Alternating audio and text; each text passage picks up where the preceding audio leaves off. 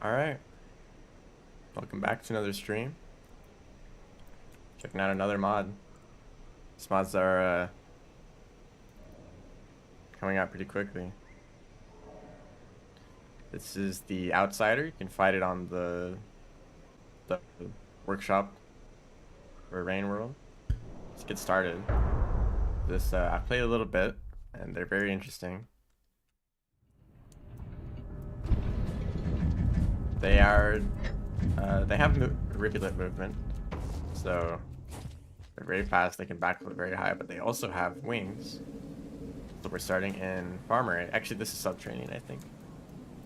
They're very close to farmer is. So we have wings. We can fly around. Although not infinitely. It costs food to fly more than just one flap like that. So essentially, you have a really big double jump like that, which means that your movement is really good. It's not tied to the warm grass immediately, but also it's a little unwieldy. How fast it is. We actually don't start at enough karma to get the. Actually, okay. So there's this is right next to the gate.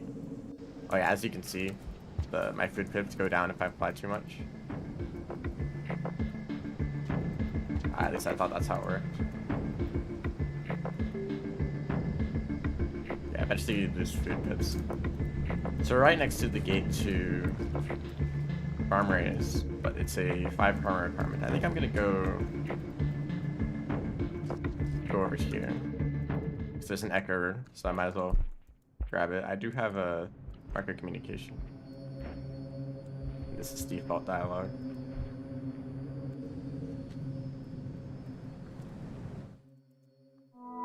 I think it's just that the food pips. Oh, that actually, yeah, of course that brings you to max karma. It's just that the food pips don't update immediately, so they do still cost food to fly.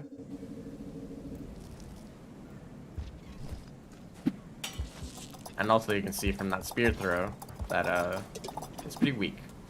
I think that's probably worse than a rivulet spear ability. I'm gonna be making a lot of comparisons to the rivulet. Whoa. So I accidentally did the other ability. If you press jump and grab at the same time, you do a flashbang effect.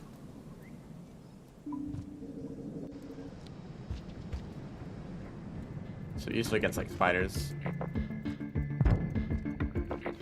like other creatures, I guess, if you want to do that, but it's a little bit hard to control. Yeah, here just explaining the ability. Also, another ability, you can eat a lot more plants. So here's also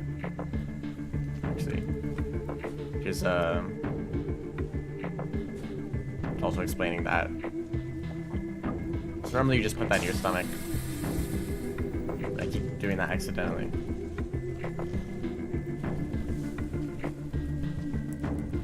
If you're holding another actual food item, it's just gonna eat that automatically instead. But you can see I actually do get food pips from that. Thank you, music. Subterranean always working as intended. So yeah, this is kind of like a more extreme version of rivulet. They have even better movement. But it seems like they don't have the penalty of the really short cycles, so we'll have to see what that is up. So far, this looks a lot like Rivulet's world. Also, there's a little something up here.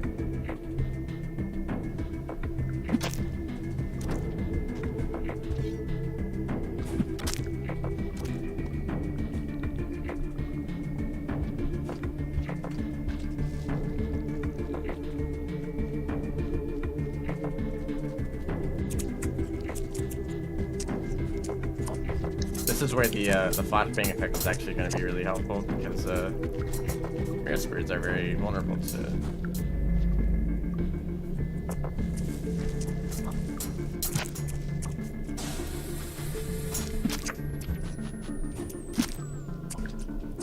Centipedes, however, don't care at all. A little bit dangerous.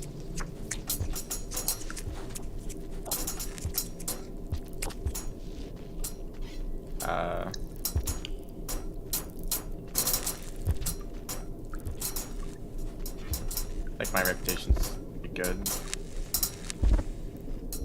Okay, a lot of stuff happening in here. I didn't even take the gooey duck.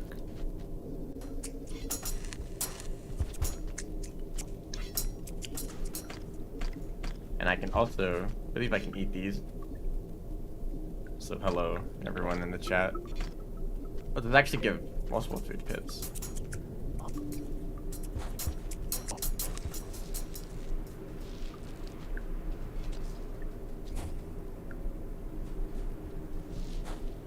Their movement isn't exactly the same as Rivulet. Rivulet has... Their movement is a lot more lenient. You can do slides and stuff very quickly. As you can see, there's still like a bit of a delay before actually doing the big pounce. And also their slide isn't as long.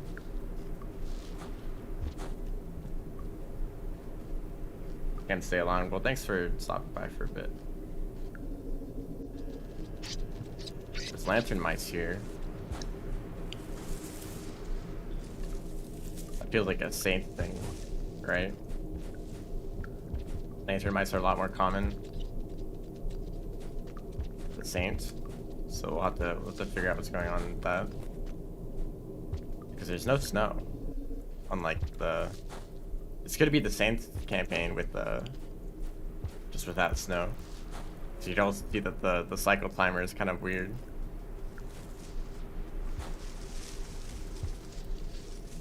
The air movement is very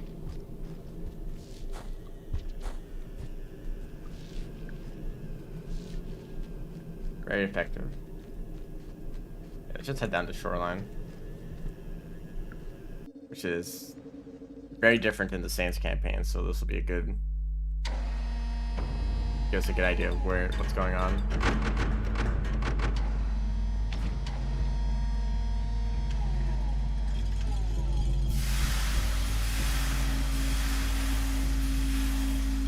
Doing cobbles runs and a guy with the stupidest things. Yeah, that's how speedrunning is.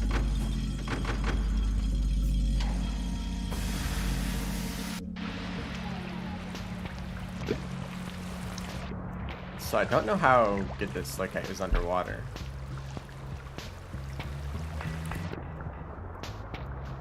It looks like just regular underwater movement. It's not the same as Rivulet, which means I can't really go that way.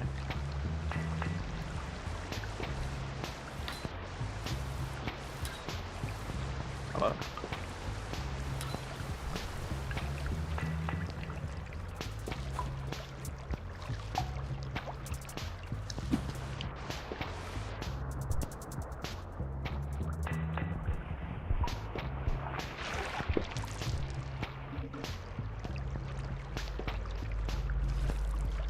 Because of how it costs extra food to fly for longer, I think it's a good idea to like hold on to a little bit of extra food. Just in case, because you only have one reserve, right? Actually, is this the same? What are the Saints food requirements? So they're also very low, like this. Also, this wall is only broken as the Saint, so I think that's definitely what campaign this is. Just without snow. There's also the cold, actually. You can see that I have a cold meter, so this is a lot more similar to the Saints than I thought it would be.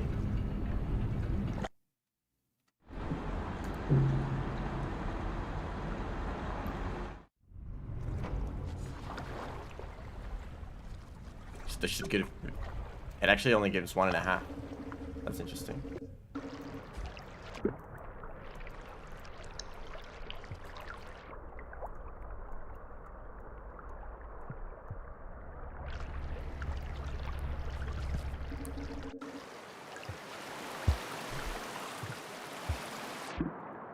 I still need to eat some food.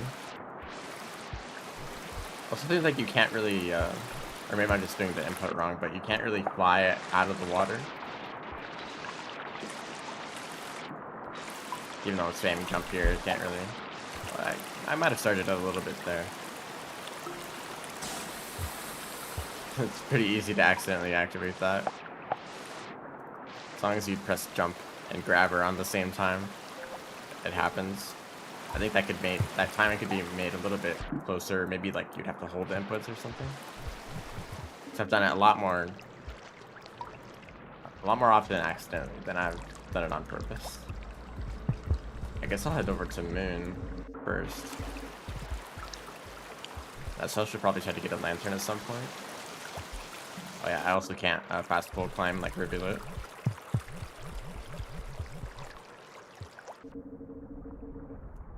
Is there a jellyfish here? There is. Now it's snowing.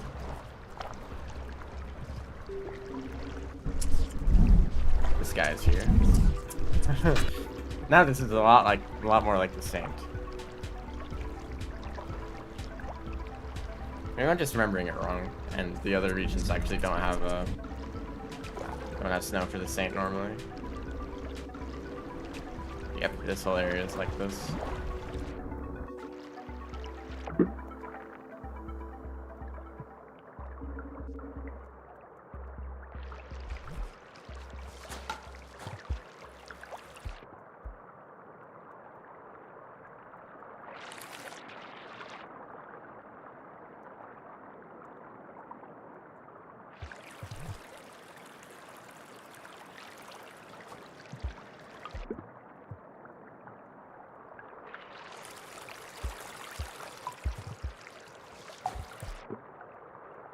I don't know if that shelter is always active.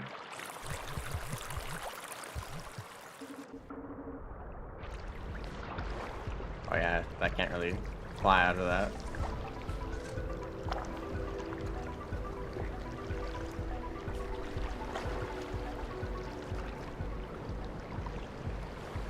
It is quite a lot faster to fly across this. But it also is pretty costly for the amount of food that it requires. Speaking of food that it requires, there's some. It's a little bit hard to eat this. The water's waving around so much.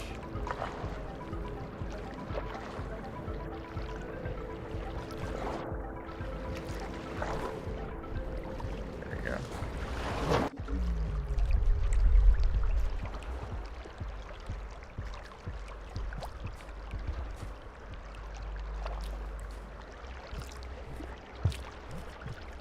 So you can also refresh your flight by just touching the ground or a wall.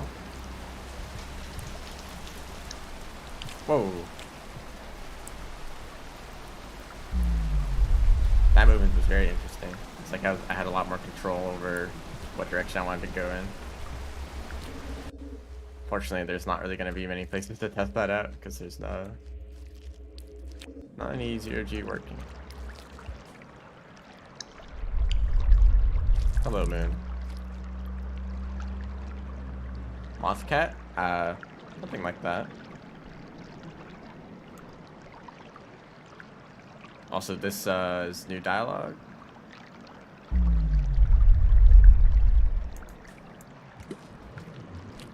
The workshop page said no new story at all, so I didn't expect new dialogue.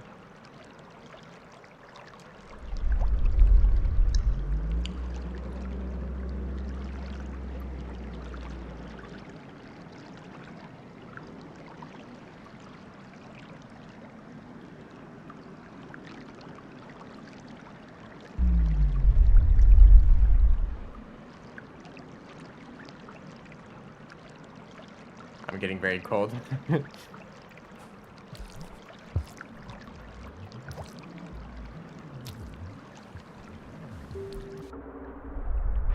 Hopefully I can get out of here. There's a shelter kind of far away.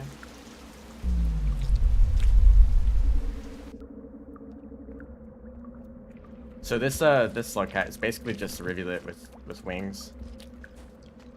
You've got most of Rivulet's movement, so like you're pretty fast. You can backflip very high. You have a very long like slide pounce. But you also have wings. You can fly around.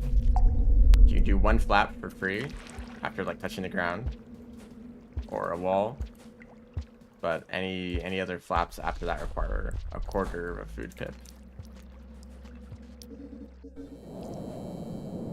So I don't know if I'll be able to make it through this area. Oh, but unlike Rivulet, they don't have that like more lenient timings on their movement, so their the start of their slide is actually more similar to just like normal slugcats. Here's the shelter. Because for some reason it's really easy to do slides as Rivulet. You have extra, you can start them way earlier than normal. Also, last time I played a modded slugcat that took place in the Saints campaign, this echo did not work at all. So we'll see if that's also the case for this mod.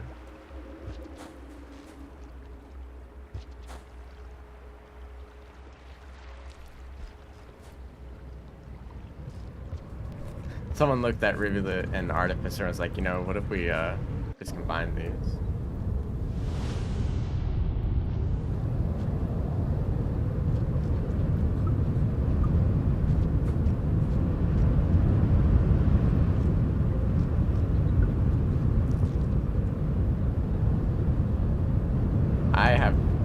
I don't even know how to read that.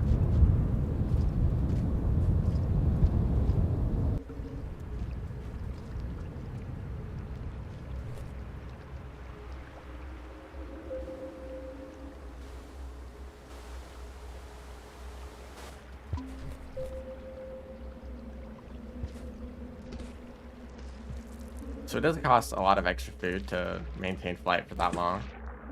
So it's usually good to only do one flap at a time. And kind of acting like it's a double jump.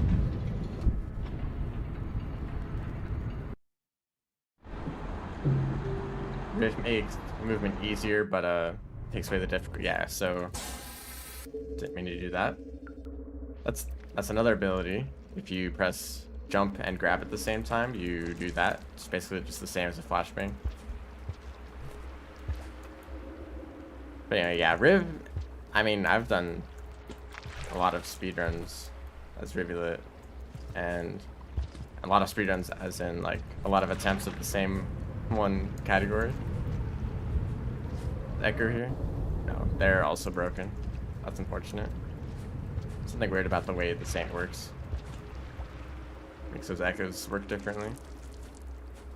But yeah, for the most part in the speedrun, you're mostly just doing slide pounces and like backflips for height. And there's not that much other movement. Like you can also do extended slides and extended instant hops, but they're like not that much faster than regular slide pounces or regular slides. So they're also a little bit risky to do if you're not, if like me, you're not very good at the timing.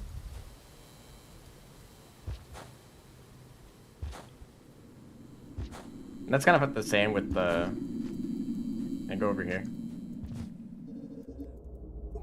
No. It's kind of the same with the Artificer. Like they have the explosive jump, right? It's so much faster than like all the other movement tech you can do that it basically just means that for like speedruns and such, you're basically just spamming the explosive jump as much as possible for movement. But it's super simple though. You just like jump. I don't know. There's not many like much instinct decision making on like when to use the ability. You just explosive jump when you can.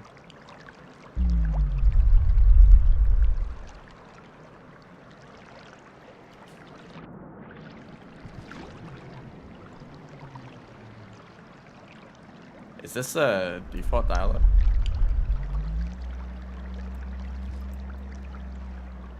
I don't know if I've seen that before. Kept crashing on you. Well, maybe I already got all of the crashes out of the way with the last mod that I did.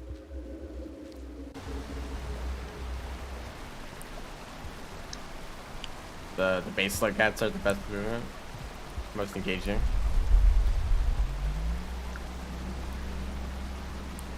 Maybe you should play Spearmaster then. They have the same movement, right? I mean, I agree with that. I like those. I like their movement. Like, there's no like overpowered movement ability. But I also think that the Saint is also like a lot of fun to play. Even though most of their movement boils down to just using the grapple hook, it's very chaotic. I don't know how else to describe it, but it changes a lot based on the environment.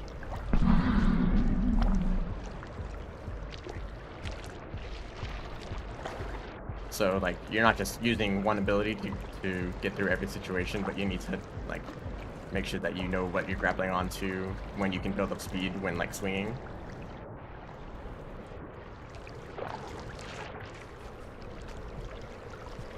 I like Saint's movement a lot, but it is very different than base game movement. Did not mean to do that again. That happens a lot. When I jump right after. Do I want to go this way? I don't think so. When I jump right after eating food, it counts as the grab input with the jump, so it does the flashbang. I think timing on that should be a little tighter, so you don't do it accidentally. Or maybe it's like an input that you hold, kind of like what the slugcat does. I did it again when I just wanted to grab that fruit. Also, there's a vulture over there. Why can there be a vulture in this room? Who decided that?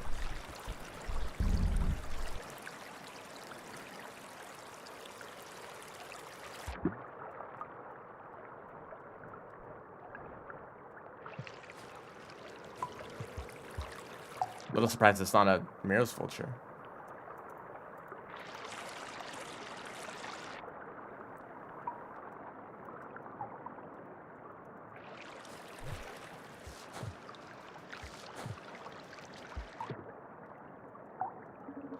This slugcat is another one of those cases of they're very overpowered, but it's kind of hard to tell if that's a bad thing or not. Because, you know, if people want to make mods of overpowered characters, like, what's stopping them? Like, does it have to be balanced if it's a mod? Not really. So I don't know if I should judge mods based on how balanced they are or how well they would fit into the actual game. If it's still executed well. Like, they definitely put effort into making this the flight mechanic move really well, as well as the actual like slugcat model. It's very good.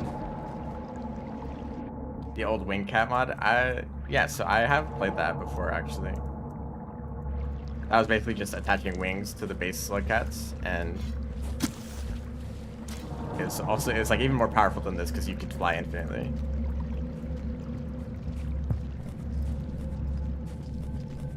Yeah, that's counteracted a bit by this being in the Saints campaign. Just like how the Saints themselves has a very overpowered movement ability, but you're in a very difficult campaign.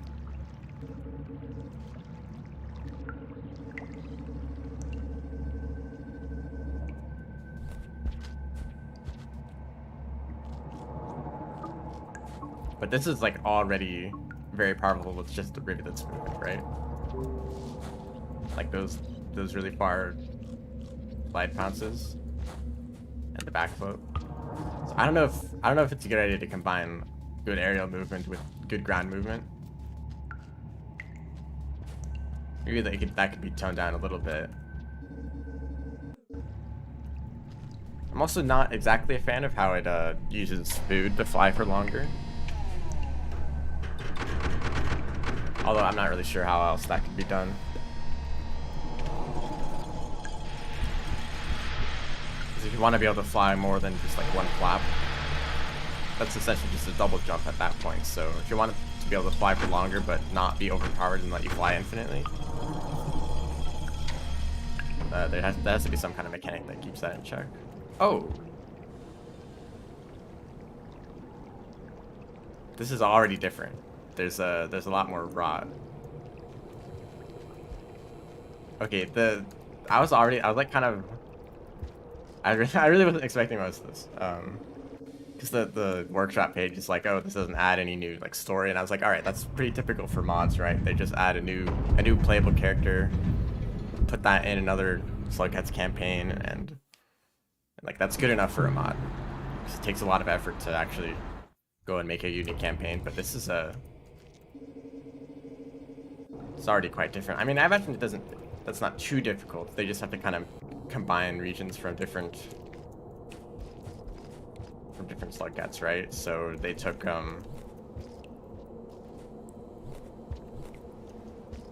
the Saints version of Shoreline.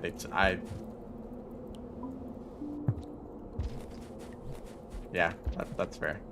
I just jumped into that.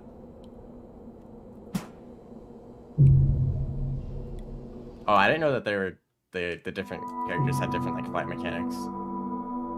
I just knew that they had different textures for wings.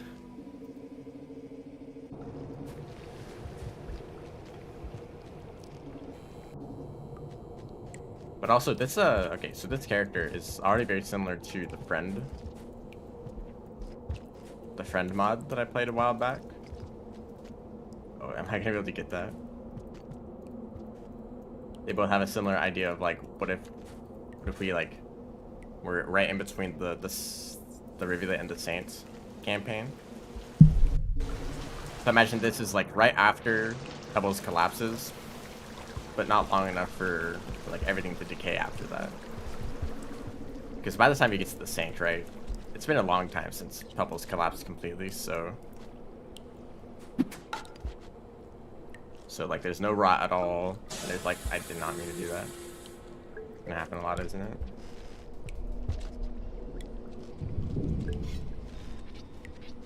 But here the rot is very much still a thing. Although there's also this lantern mice.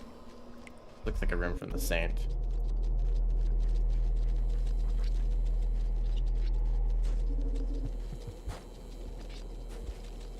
And that's what I've been able to get really good pipe boosts by like flying right out of a pipe. I don't really. Should there be mirrors birds? They shut up that quick.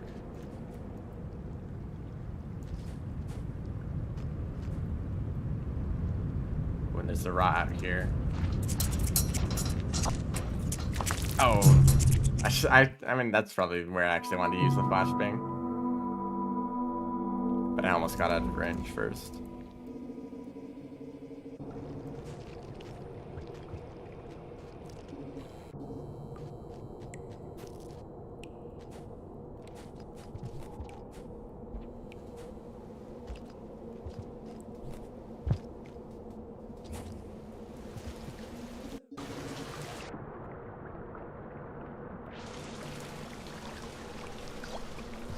Once again, I would like to see some large, like very large regions with a lot of open space.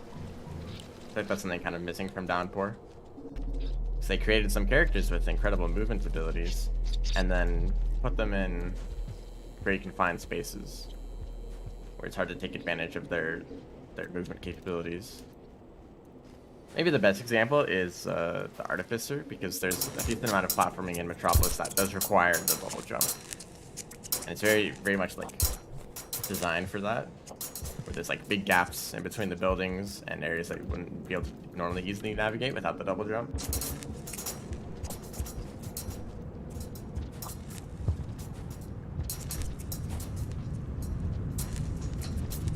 So it looks like they're going the other direction this time, to make it easier.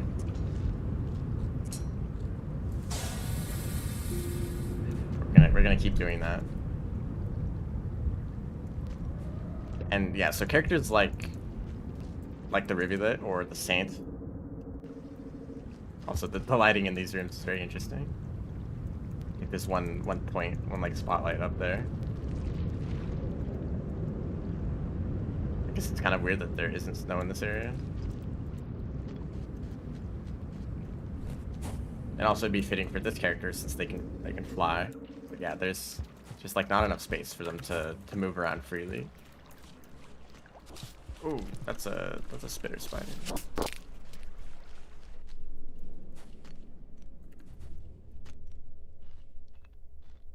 there's like only a handful of rooms that let you take advantage of like as rivulet, for example, the full length of an extended slide with plus the pounce. That's just a wonderful spot to put Karma Flower.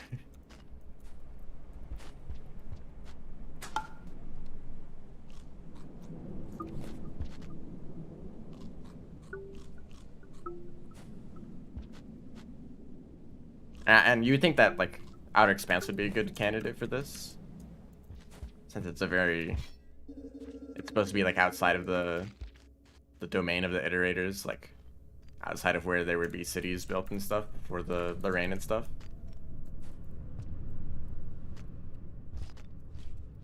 Good movement. But Outer Expanse is still very like cluttered and uneven.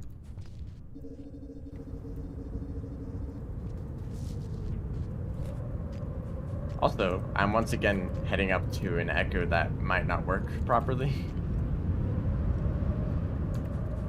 Because it is one exclusive to the Saint. Also, this area looks very interesting in this lighting. It's not as dark as normal, but there's also not any snow. Let's disactivate the echo. That does not necessarily mean that there will be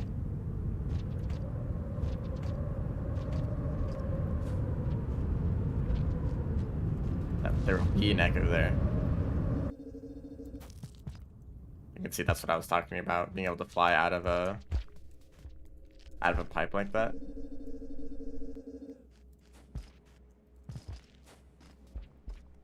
The pantry moth.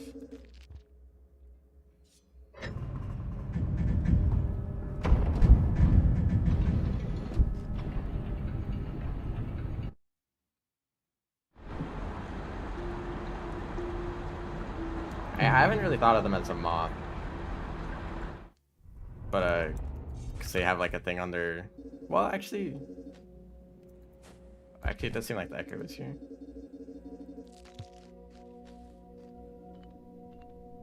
Their wings also seem to have more like feathers.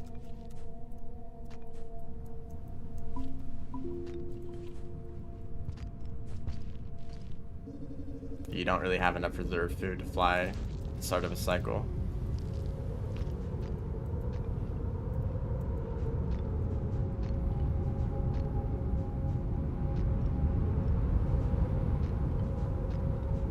Hello, not the spider.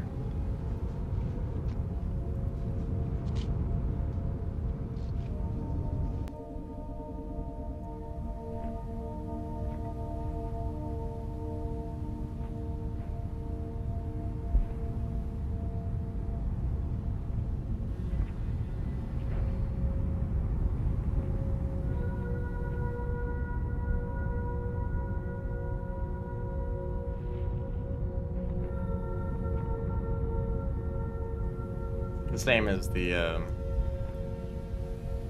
this for the Saint, which was kind of confusing for me last time.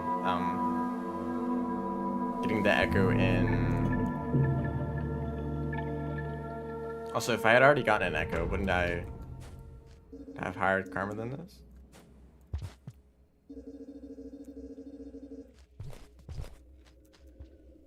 But the other echo had like default dialogue. Not the new Saint dialogue. That would have worked better as a double jump and glide. Yeah, I was kind of thinking of that too. Like it's kind of punishing to have to cost food to fly for any longer. So I think it might be better just if it was only a single like flap ever. So you don't accidentally spend food flying for longer than you need to. And it also kind of reined back their movement. It's already very powerful. So it looks like they actually went out of their way to place a lot more grot here than normal. There's even these vines. This is very interesting.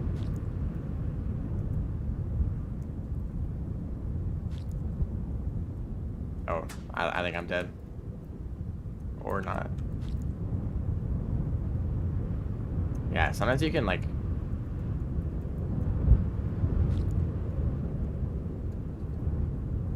I'm gonna grab extra food. So I can fly a bit higher up. Although where exactly the extra food is, I don't know.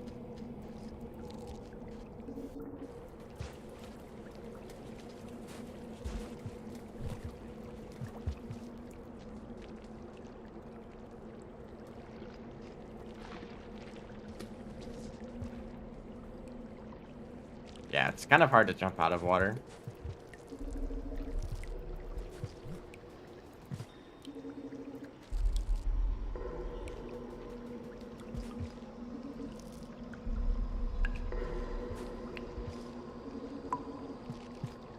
I have to go pretty far for this.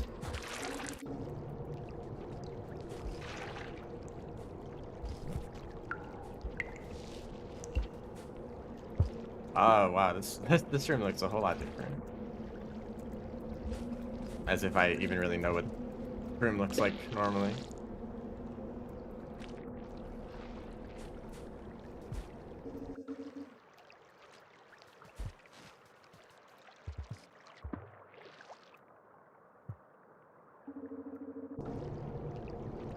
I'm not seeing any food at all. Maybe it'd be better to go back to the oh, here's some. This is the room where you get the unlocks.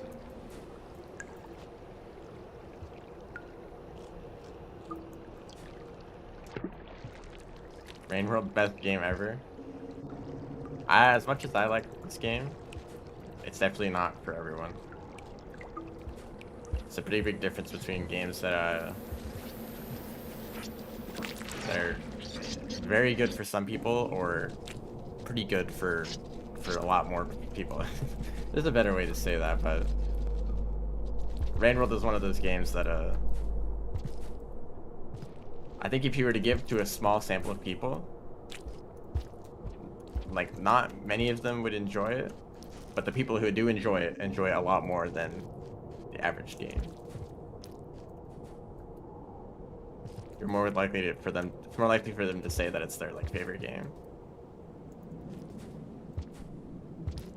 But also more people would probably not enjoy it at all.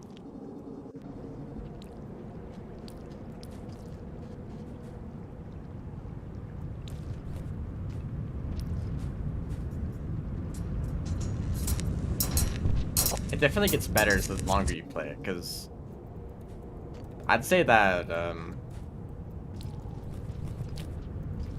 I enjoyed Rain World. It was a game that I'd say that it was pretty good, but I didn't like enjoy playing it too much.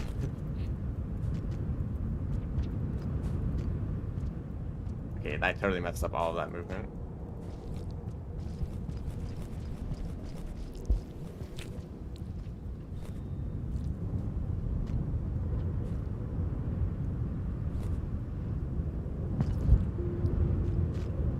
But as I've gotten more familiar with the controls and just knowing a lot more about it, the more I've enjoyed it. So it's been slowly rising up into like one of my favorite games of all time.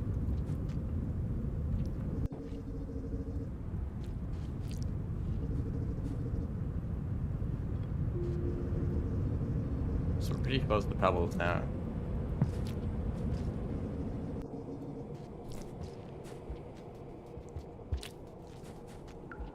That was close. I almost did it again, immediately. Is this the... It's not immediately jump off the edge. I don't recognize this room.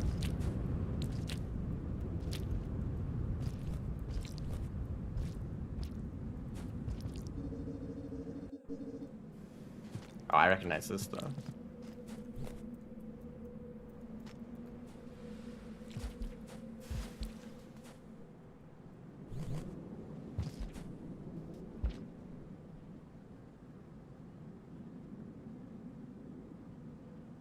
You okay there?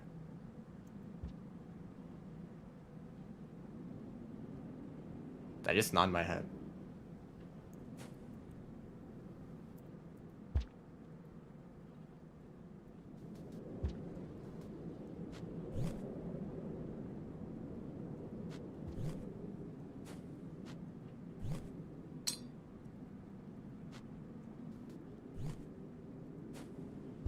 like he's in worse condition than he is as a saint. Although this room is... it's not as cold.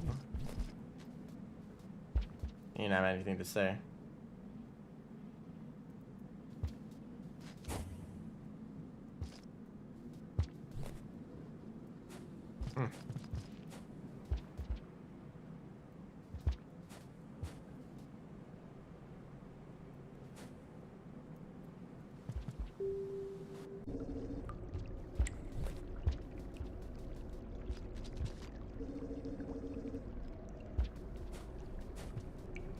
What's happened so far? I keep accidentally blowing off like that.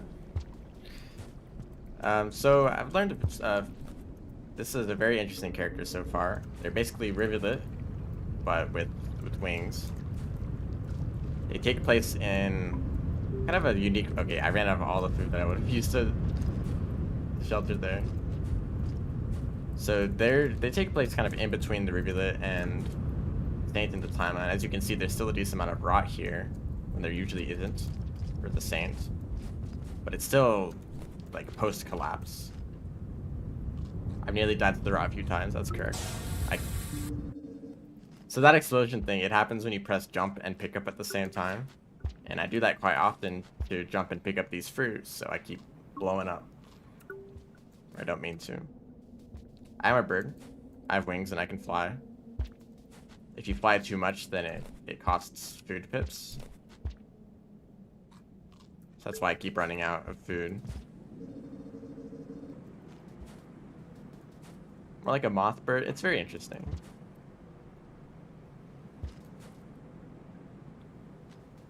You can see they also have the tall backflip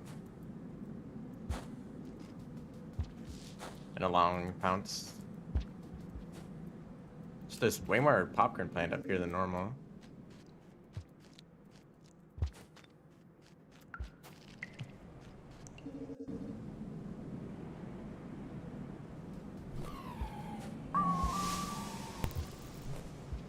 It's fire region. That probably just counts as the silent construct.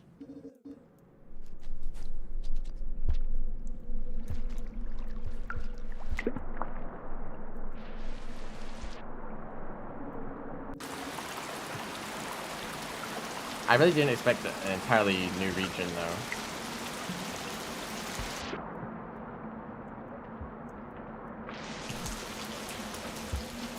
There's already... because this entire place is pretty much different. This slugcat starts in Farmerays, close to... actually, no, they start in Subterranean right next to the Farmerays gate. There's a Karma, or there's a shelter. And over there, it's actually not snowing. So it's only snowing in some areas. High hopes for the modding community. Yeah, this has already, like, exceeded expectations.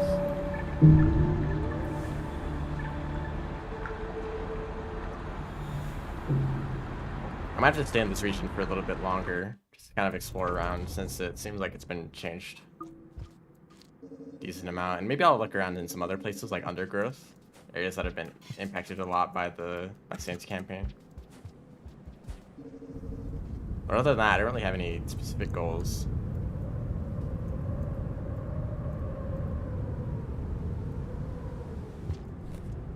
I can also glide like that.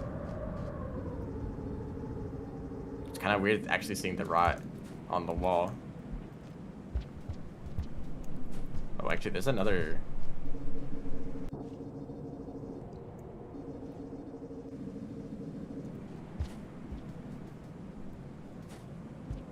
this room feels different.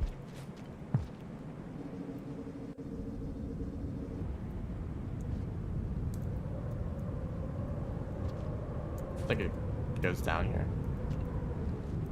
It does. Spider.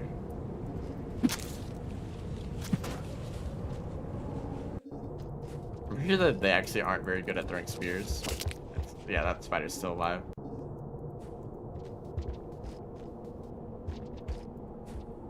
Oh, that doesn't look very fun. It's a very tight jump, actually.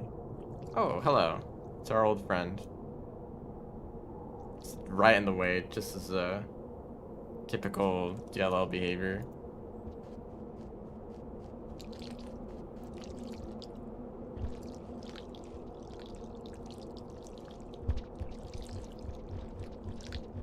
Oh, that spider might show up from the other side.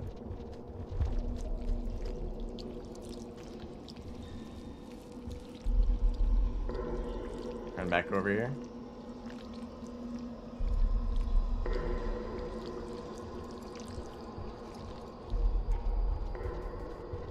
I think they heard me.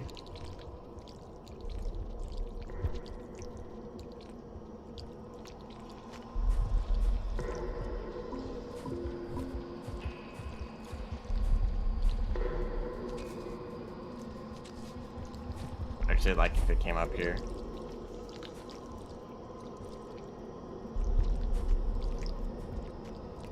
I could actually escape. Okay, so now I'm just waiting for it to come into this room. That's not what I meant. Try not to be the most annoying creature. Yeah, it's trying. It really wants to go through.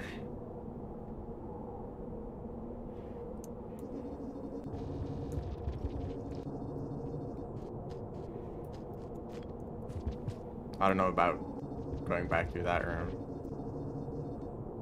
I think I'm just gonna die instantly if I try to go past that. Also, the map is completely messed up. I think it just gave up. Well, now it knows that I'm here again. It might not even be like able to go through this. All right, let's go another way.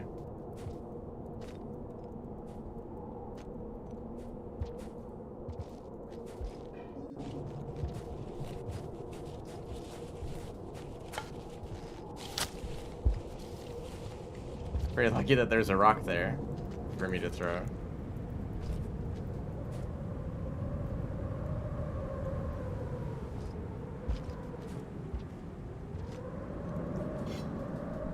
These rooms feel completely new.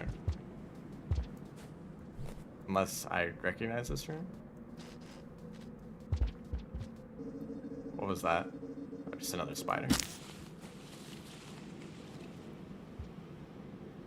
Generate a cathedral. I did not mean to do that. I don't know if I've ever... Actually, I could have used those to kill the spiders a lot easier, actually. Although I don't really have a reason to.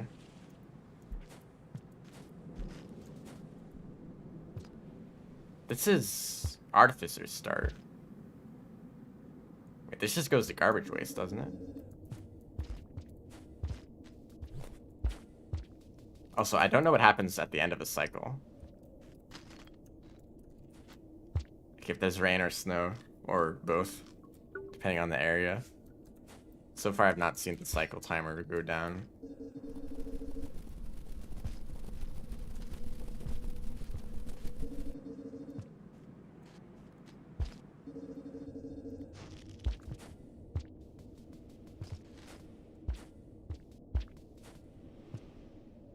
So I guess if I want to go to garbage waste, but I also kind of want to know what's going on with the what is it called? The generic cathedral? This thing eats clothes. I guess I'd have to go through the room that the DLL was blocking.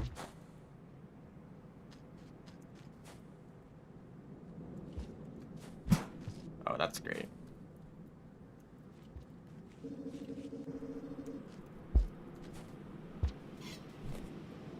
Does this go down? It does. There is something down there. They did a great job with the background for these rooms. With the like the collapsed bits of pebbles.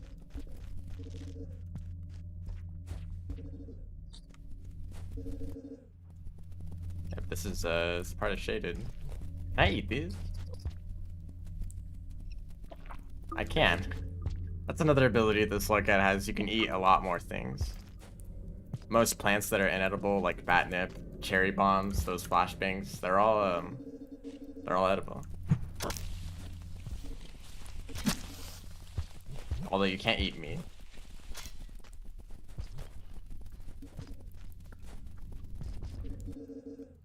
Actually, I guess if I want to go deeper into shaded, I have to go the other way.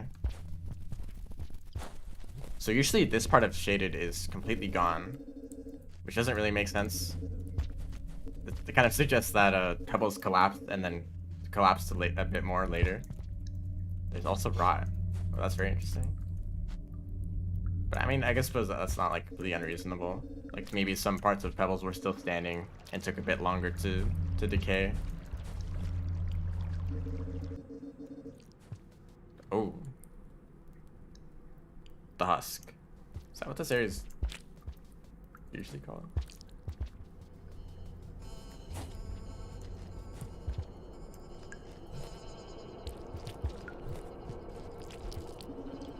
It's a little hard to tell what's new and what isn't because I'm not too familiar with this area.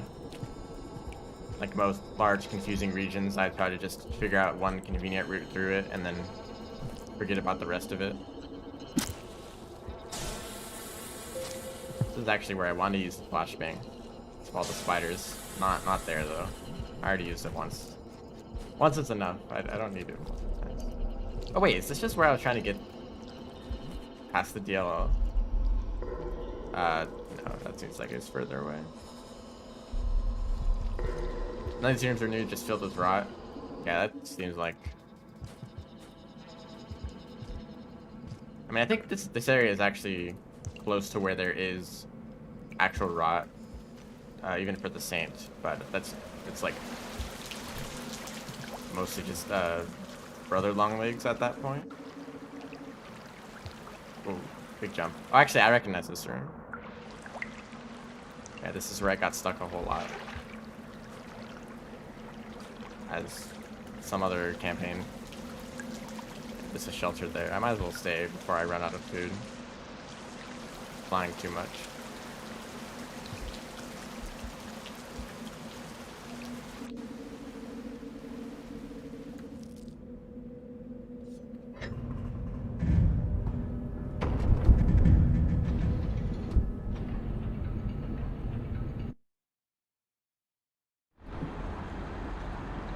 Yeah, for the most part, I haven't had many problems with mods. The most was with either with the drone master, or enemy randomizer. One of those caused a whole lot of problems. As well as like actually getting mods to work in the first place took quite a bit of time. But after that, it wasn't that bad.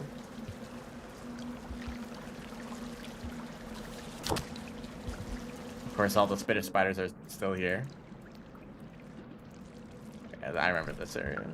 This is the, So, is there a scavenger in here? Not yet, but it seems like they set up their lanterns.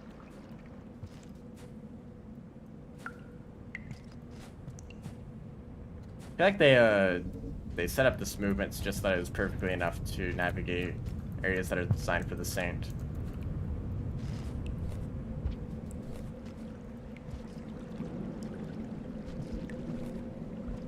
Just that, you know, maybe it would be better if it was only a single like flap of the wings that you got. Because like if that's all you need to navigate these areas, then you don't really need to fly further than that.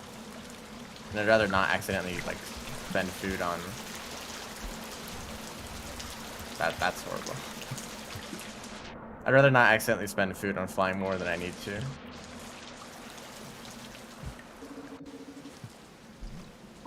Like, did I really need to spend an extra food pip there to like fly into the wall accidentally? Oh, there's another shelter right here.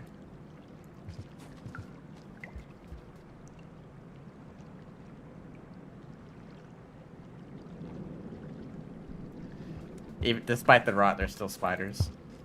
Of course.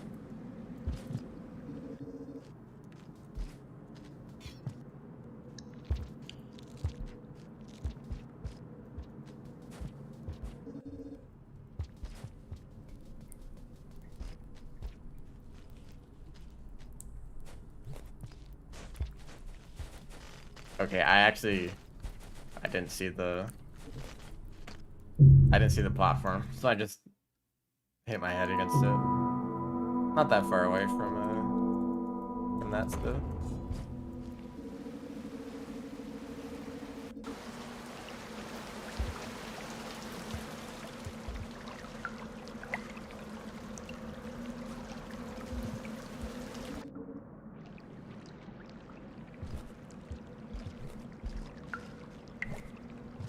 Depending on how these mods go about adding a story or a campaign, I might be interested in speedrunning some of these.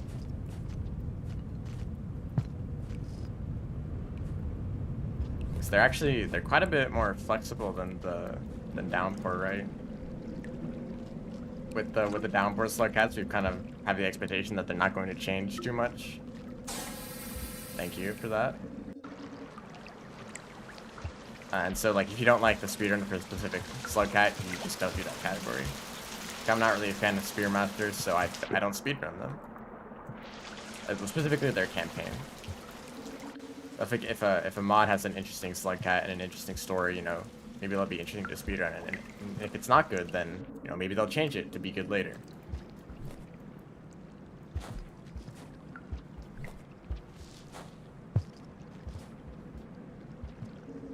So I'm really enjoying this movement. All of the flashbang ability. I mean, I've done it like unintentionally a lot more than I've done it intentionally. Even in these areas with a lot of spiders. Because food is quite hard to come by, and spending a whole pip on that with only like one reserve.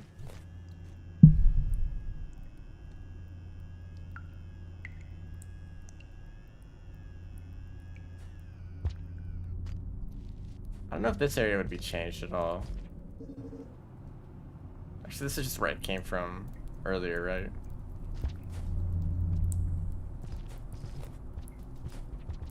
Like I took one of the alternate paths here. Okay, thanks for that.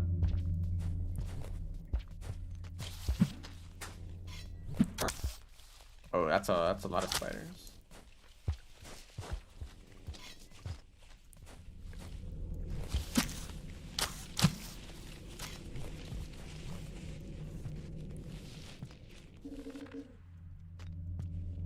I think I was just over here recently. Yeah. That was a little close.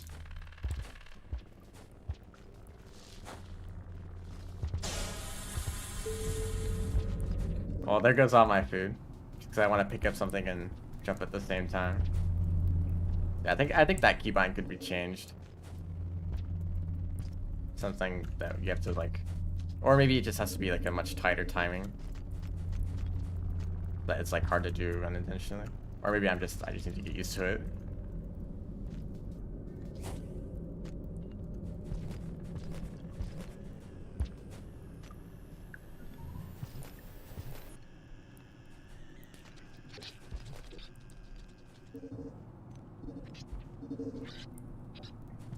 Over here.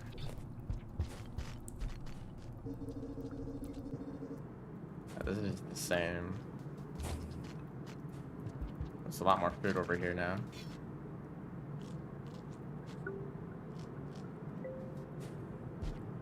What's the Drone Master mod? That was the mod that I played last time. My other... Even after, if I'm holding it down just a bit too long, it still activates. Drone Master was a pretty cool mod that summoned drones that would follow you around and shoot at things. They're also very overpowered. That might be a bit of a trend with some of these mods of just seeing how many overpowered abilities we can slap onto a slugcat.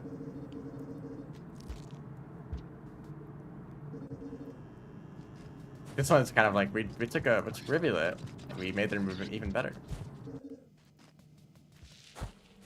Although the actual like mechanic of the flight is quite smooth.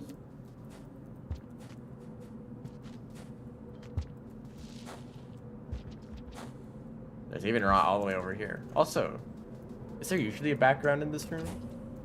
You can kind of see it like faintly in the background. Is that usually there? I mean, there's usually snow here, so maybe it's just not as noticeable when it's snowing.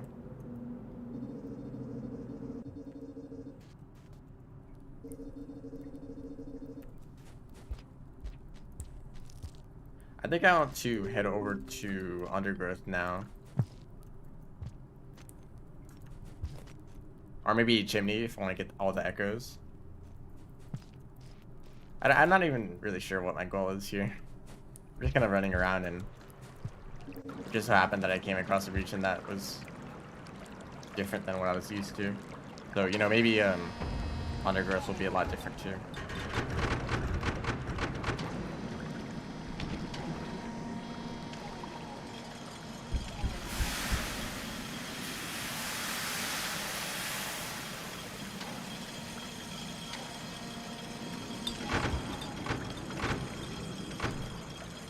I also have to see what happens at the end of the cycle.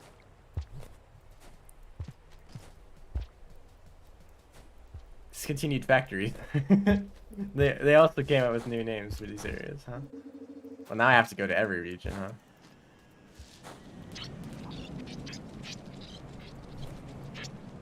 There's popcorn plants up there, but I don't need the food. Actually, hold up.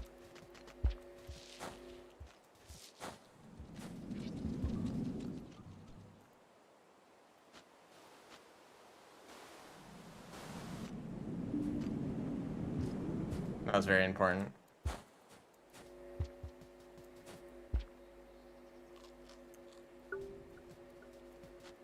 I'm going to try to ascend. Most times when I try to ascend, the game crashes. Makes a lot of sense. Oh, hello.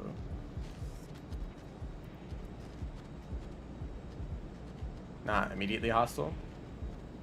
Also, yeah, one of the echoes was broken, so I don't even know if it's possible to get enough karma. Although, like, I've started with higher karma than normal. Maybe I'll have to go to submerged superstructure then. Also, if you haven't seen, slugcat can eat a lot more different things.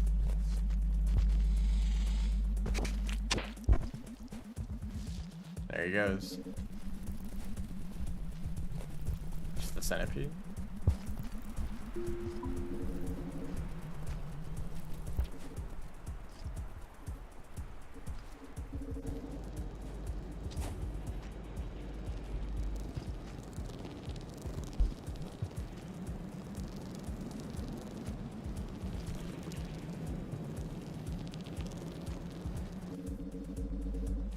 Also, just like the Saint, you can just press jump with no directional inputs, and you will fly straight up without grabbing onto poles accidentally.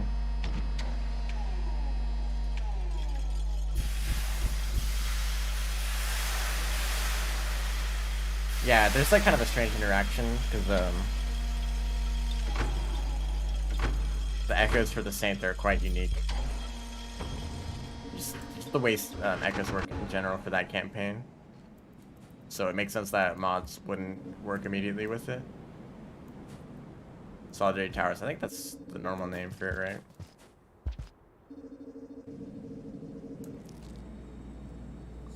Also, you can see clouds in the background.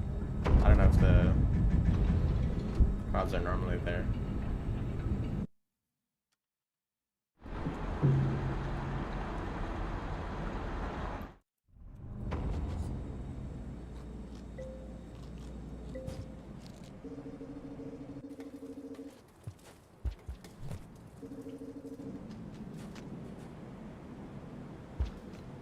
Oh, and I can also go from here down to the gutter. That's an easy way to get to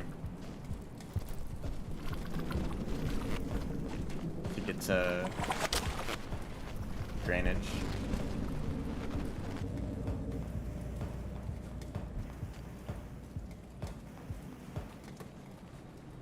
So I don't imagine this area is going to be that different.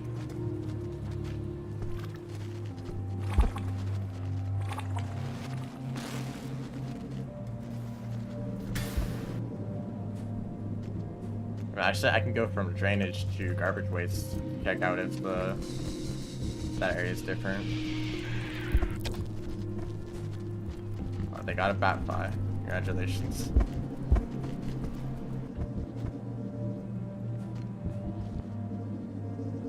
Even when there's only small changes in the visuals of an area, it can make it feel a whole lot different.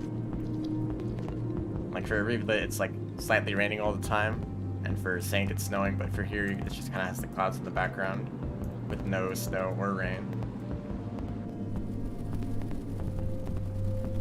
You can also have a look at the bridge over there.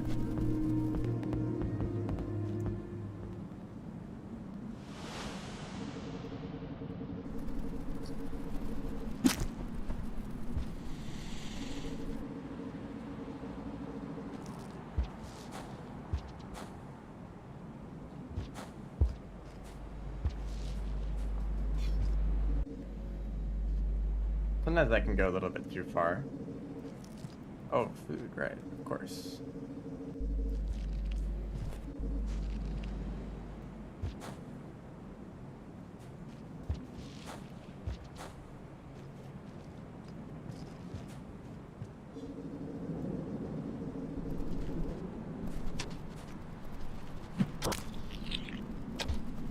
They'll just have the spear, and then but my spears do so little damage that they don't really care.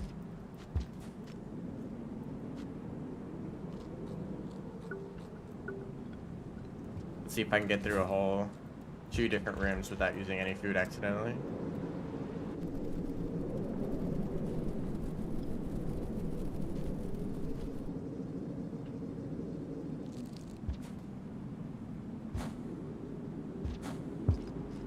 I really enjoy how you can do that kind of movement where you dive down to do a pounce before flying again.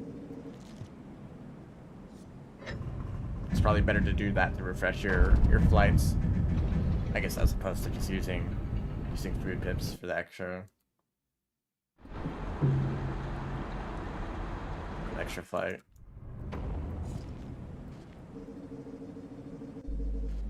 Looks like I can eat lizards. There's a few of them. Gourmand can eat lizards at half efficiency. Hunter and Artificer can. Spearmaster also technically can. Because they can hit them with their spears. I don't think there's any others.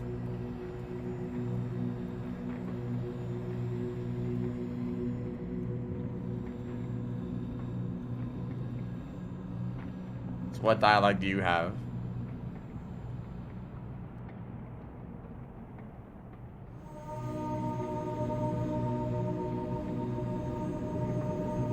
Is this new?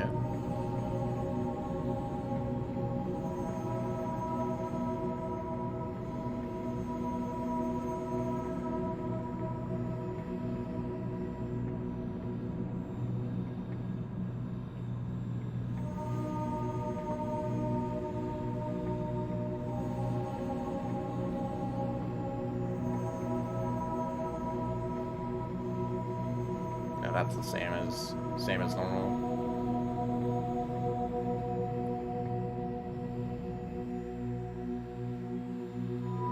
Usually I just skip echo dialogue, so I'm kind of rusty my knowledge of the default echoes.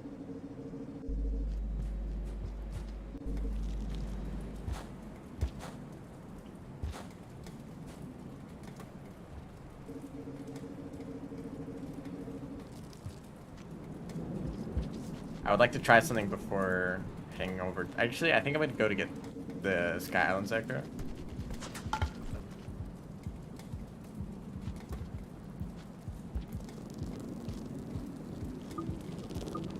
But before that, I'd like to do something.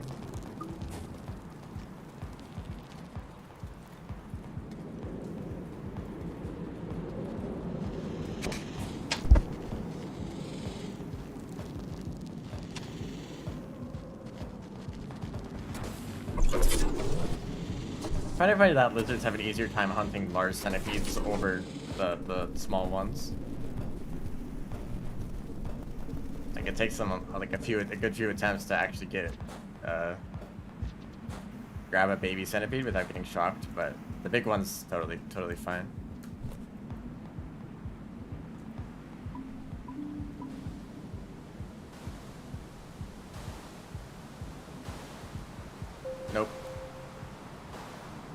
But this screen does continue onwards. I can actually make it back.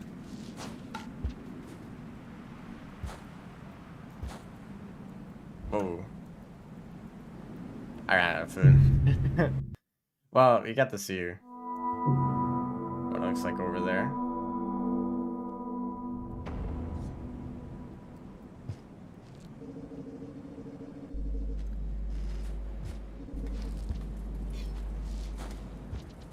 Wanted slugcat is my favorite. I'm really enjoying this one because the movement's fun. Maybe it's a little overpowered. The drone cat was also similarly fun but overpowered.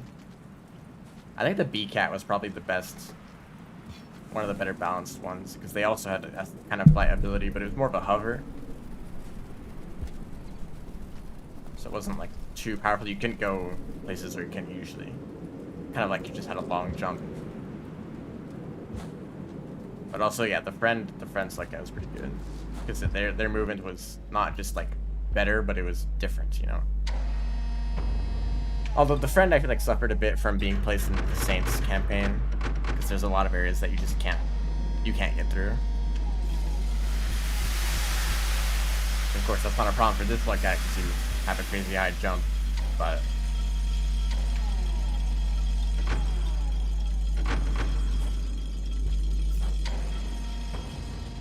I think the Saint, or not the Saint, the friend was probably the best non-overpowered one, because they just felt different to play.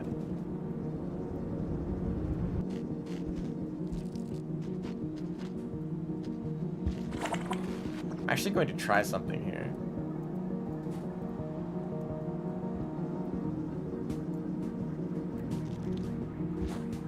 Another thing about B-Cat, I liked that they also had like some different ways to go about combat. Because you could hover and throw at different angles, like throwing upwards or downwards, or hovering in place to get it to like line up a shot on something on a creature that was like on a pole. They could also kind of hello, sizable collection of lizards. You'd also kind of stomp on creatures like Gourmand can, but only if you had full food. But I feel like I never really use that ability too often.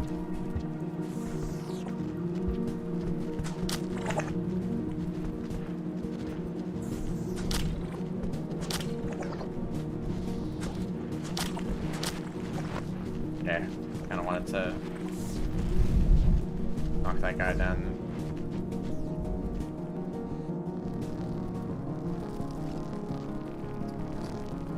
Also, hold up.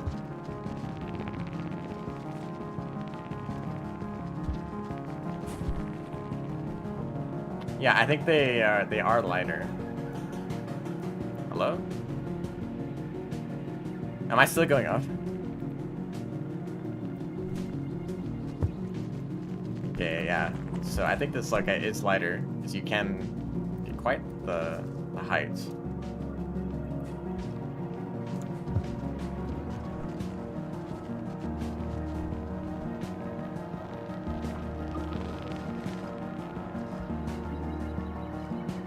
What one was the hardest to play as?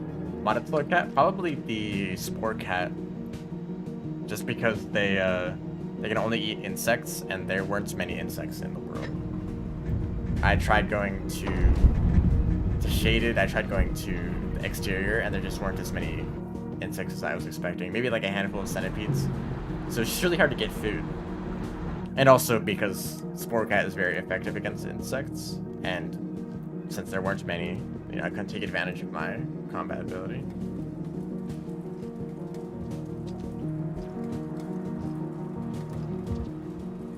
And I guess the friend was kind of difficult because of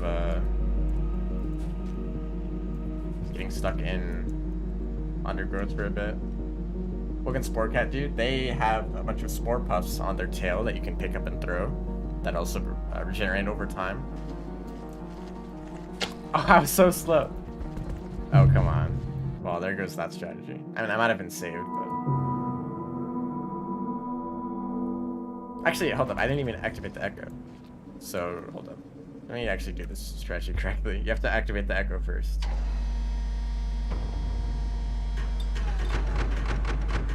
Yeah, and the spore cat can also kind of charge up for a bit to release a big cloud of spores, and it's very effective against like any insects that wander into the area. But I think that they're supposed to, at least this, I think this is how it worked for their previous version of the mod, because they were also mod for like workshop support. But they had like different creature spawns, so that there'd be a lot more insects in every region. That you'd always have a source of food. Hello, scavenger.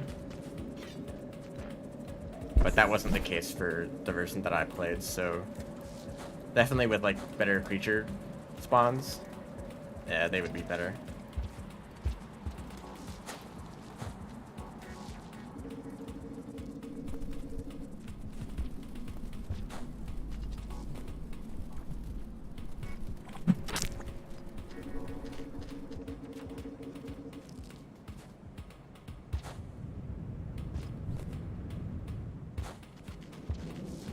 There's gonna be a whole lot of more here. What's this guy?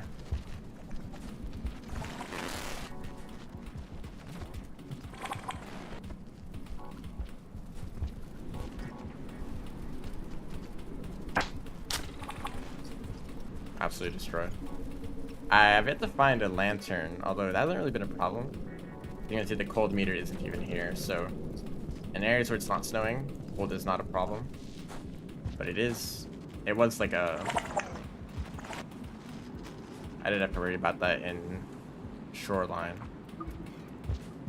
Or whatever else it might have been called.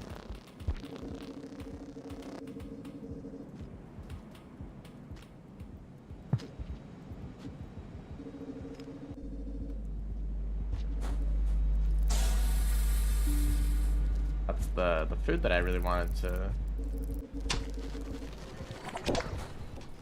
kind of hold on to. I kind of needed that to starve.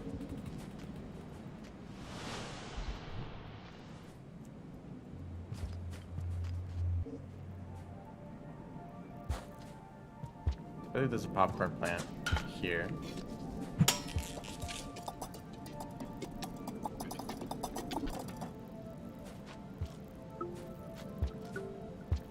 What happens if I try to eat this? Just nothing. Nothing happens.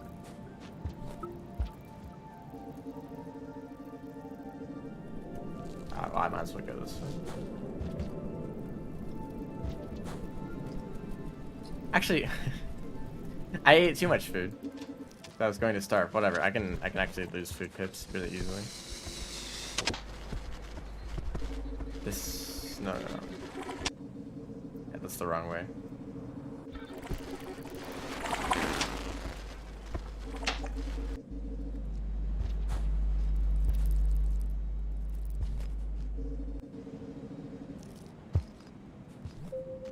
How about I fly through this room? I'll use a decent amount of food. Somehow that only used like...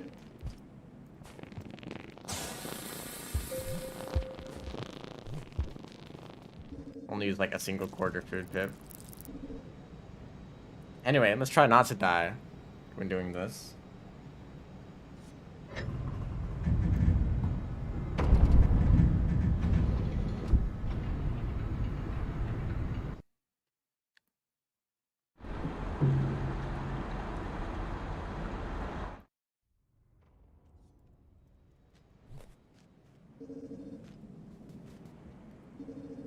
I don't know if flying uses stamina though. Hello, orange lizard.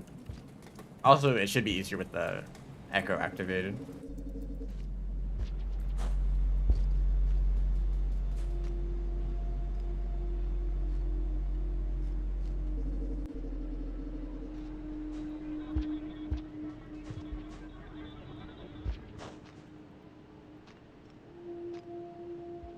I don't know if that was because I jumped or because of trying to fly too much.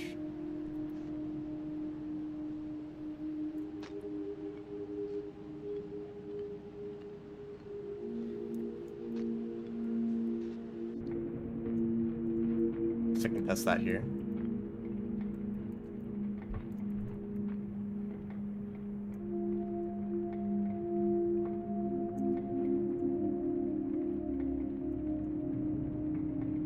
Well, that was pretty much just flying. That tired me out. Anyway, thanks for the karma. Of course, the echoes that are in base game are gonna work just fine. We'll have to see if the undergrowth works. So I should be back in Chimney. Yeah, it would, because I've died, it would have been faster just to do that normally. I guess I could have gone through pipe yard too.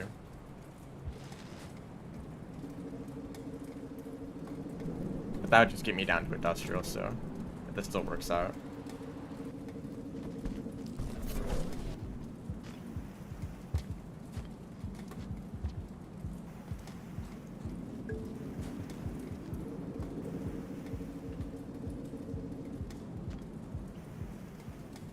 I guess I'll take this tree.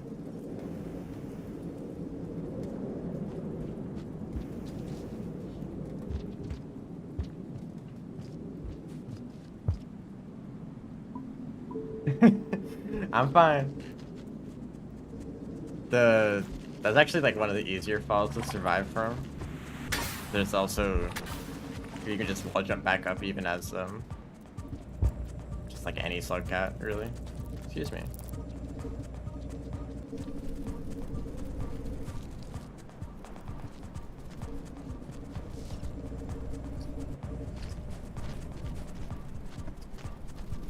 Here's some food, actually.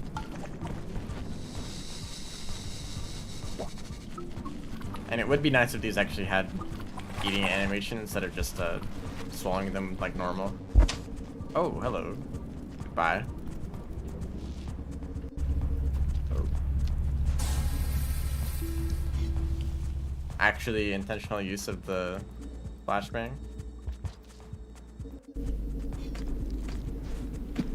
Ooh. I almost said that scavenger.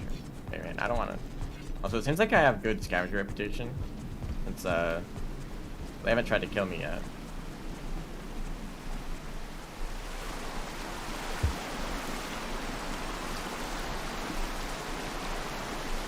Yeah, that's just how it is in the Saints, because I think you have neutral reputation in the Saints campaign.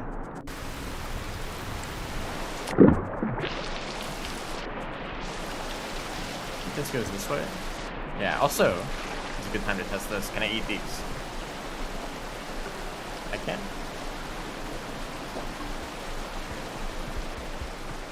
And actually, there's a kind of weird side effect where it makes it harder to actually swallow the items if I wanted to hold on to one of these for later. I actually can't.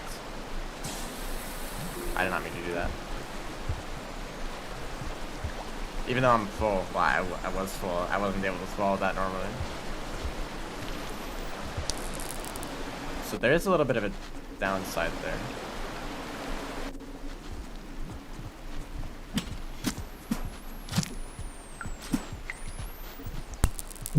Wow. I managed to impale both of the spears into the wall.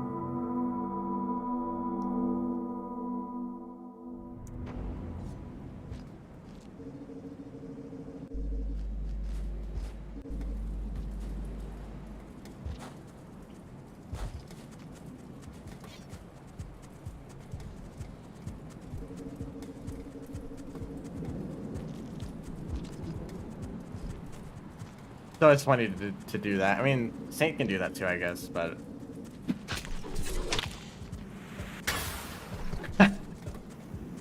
Wow. Okay. A lot of things just happened there. Okay.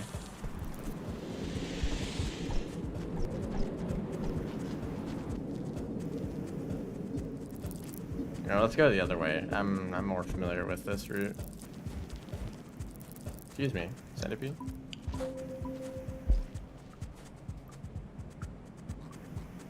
And sometimes it takes a while to update how much food you actually have.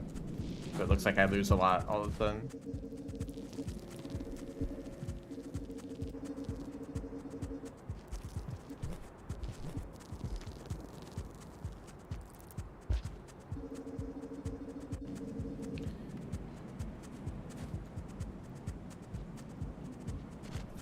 Oh, hello. Oh, also hello. He's not dead. He's just stuck.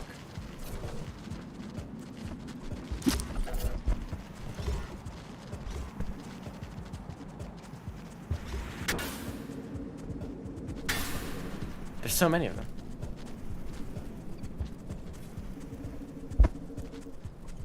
Have I played Minecraft?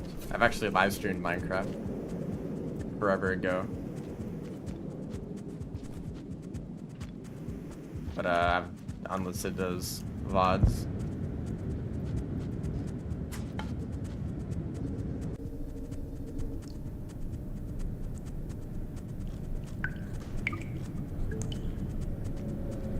Hollow Knight?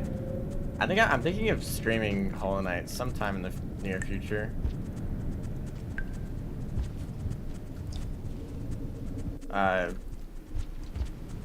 Maybe before Silk Song comes out.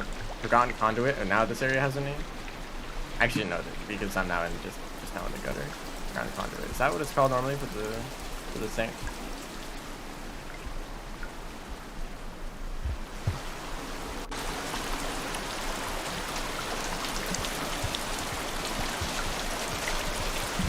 But I mean, saying that I'm gonna play Hollow Knight before like Silk Song comes out, you know, who knows how long that's gonna take.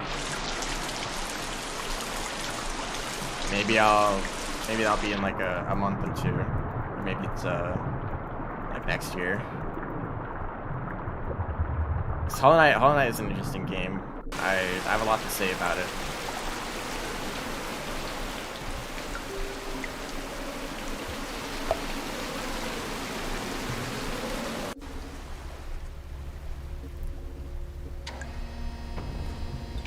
I know that a lot of people really like Hollow Knight, but maybe it's just because it's a Metroidvania, but I kind of dislike some parts of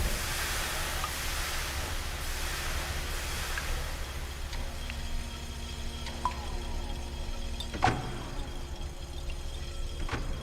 But talking about that is, I'll be for its own stream. This area looks very different. Well, first of all, there's clouds everywhere.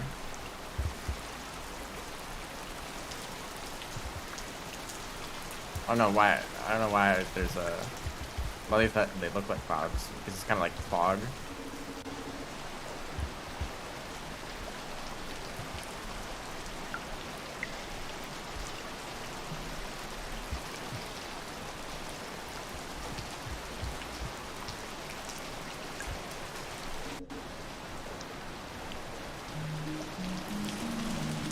The game is replayable, you consider it good.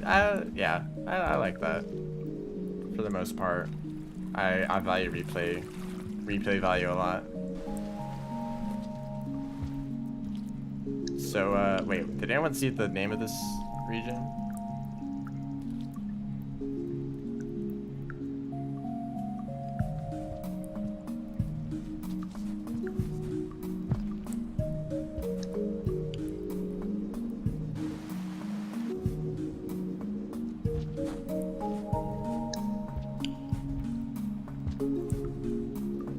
That's the wrong pipe.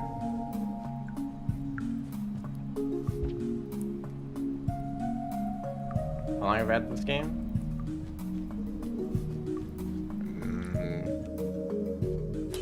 Quite a while. Thanks for that.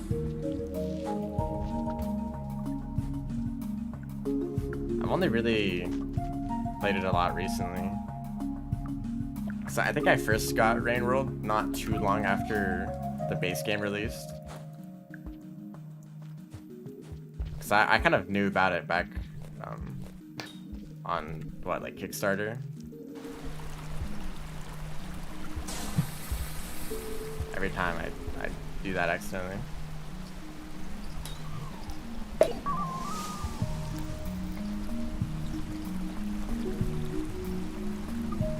So yeah, I got this game quite a while back, but then I played it and I mean, I already knew a decent amount about the game. It wasn't like completely blind, but I guess I still like wasn't familiar with a lot of the mechanics and kind of bumpy, so I didn't play it too much. This is looking a lot more like regular drainage. But eventually I was like, you know what, I'm gonna actually get good at this game. And I looked more into like the movements and stuff. And it was maybe about a year ago. No, not that long. I don't know, somewhat recently where I decided to actually like try to speedrun the game. Actually, I don't want to go this way. This is not undergrowth and there's not an echo here. I'd rather not go to sub-training.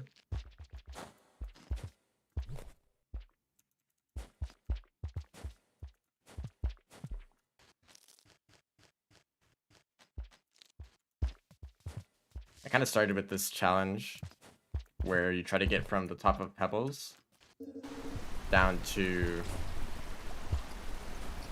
filtration system in a single cycle. I think that's actually one of the Discord challenges, but I didn't know that at the time. I was just kind of wondering how far can I get, and yeah, it's possible. And I'd actually recommend trying that challenge yourself because it kind of requires you to know a lot about the like movement and like also the route. You don't need to be like perfect at movement, but you need to be moving constantly in order to make it in time. That's it. It's a pretty fun challenge, and it's also a pretty good transition into doing pebbles percent because you take a very, or I guess any percent too. It's just a similar route of going from outskirts down to filtration system. You take a very similar route through that.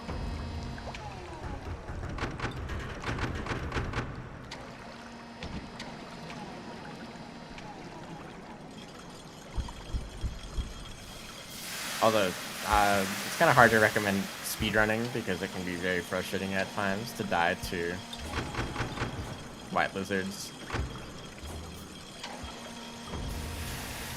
and having to restart the whole thing over and over again.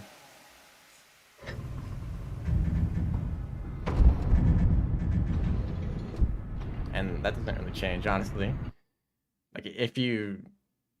Like, okay, when you're just playing the game normally, there's always some way to get around every situation. If there's a lizard in the way and you think there's like no way to deal with it, there is a way to deal with it. Sometimes it just requires patience or some kind of creative strategy.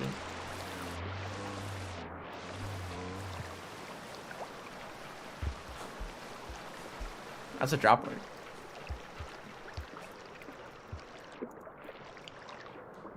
But for speedruns, right, that doesn't really matter for like most speedruns if you're not trying that hard. If you're not going for a good time, I should say.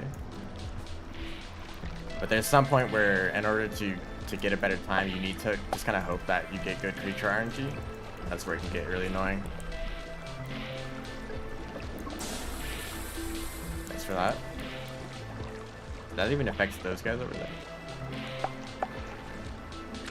Where like whether like one lizard is in the way or not kind of changes like the outcome of the whole run. That can be really annoying.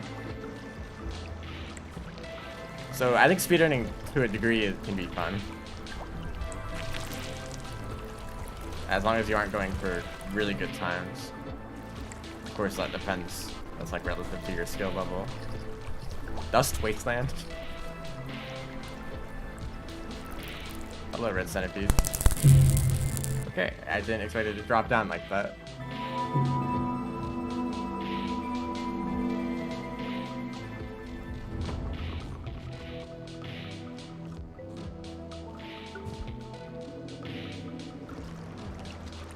You can also try the any percent route for Survivor. That pretty much is just the getting down to drainage and then filtration. Goodbye, Red Centipede.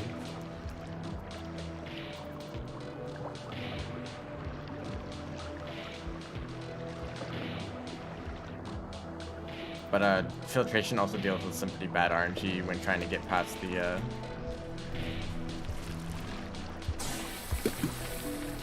mole lizards. You know, I had a dream about a red centipede, but it wasn't in Rain World, it was like just in real life. And like the idea of a red centipede being a real thing is kind of terrifying. a large. Okay, I guess I can grab that other fruit. A very large and agile creature that can like instantly kill you.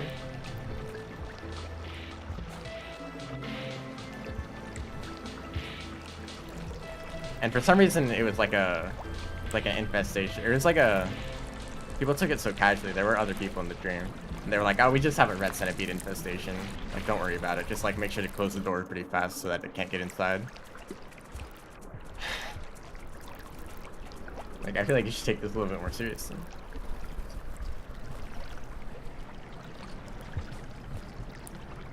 Okay, I guess that spider didn't really mind.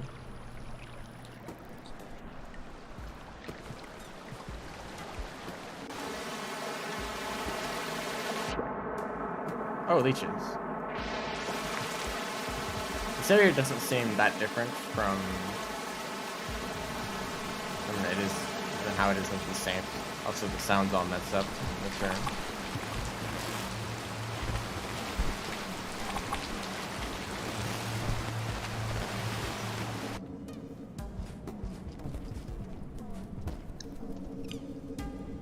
When the deadliest predator dies from puff of smoke. So actually, okay. Let me think about what echoes I've gotten. I think I've gotten the one in Subterranean, right? Subterranean, Sky Islands, Chimney Canopy. I couldn't get the... There wasn't one in Undergrowth, because Undergrowth didn't exist, it was Drainage System.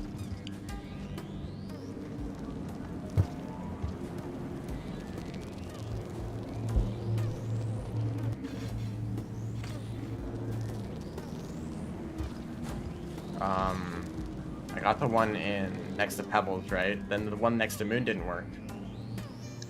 Is there only Summer Superstructure left? Okay, thanks for that. I don't think there's any other echoes I can get.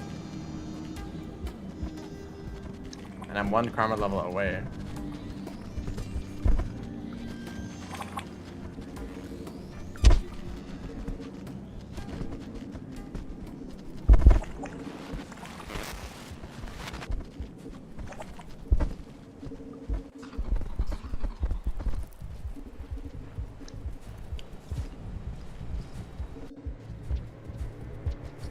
So it seems like I just have to go to Smart Superstructure. Let's see if I can make it to the echo there, if there is an echo there. Okay, this guy might be a bit of a problem. I have an idea. That did not work.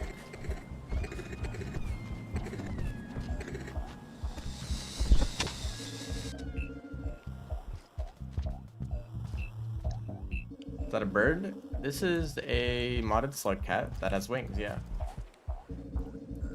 Although it's not exactly clear what kind of creature it is. It's kind of its own thing.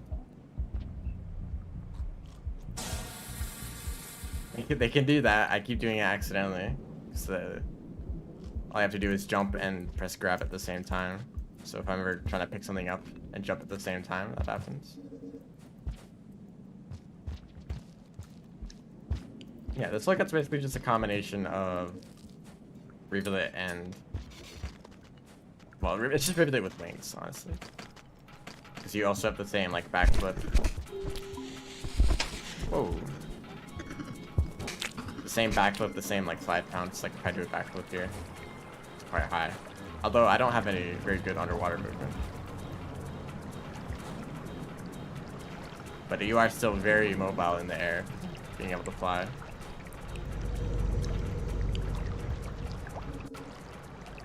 Don't need pearls when I can fly? Well, yeah, technically. I'd rather not risk it.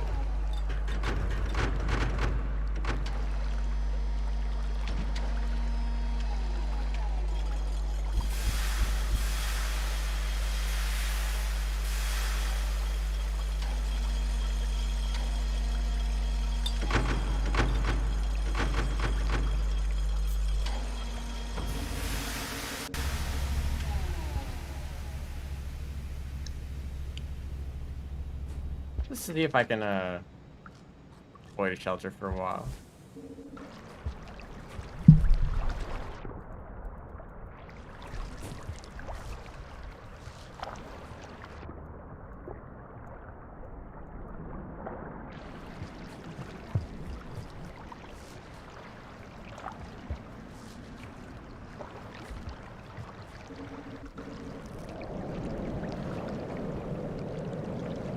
It is quite cold. Don't mind me.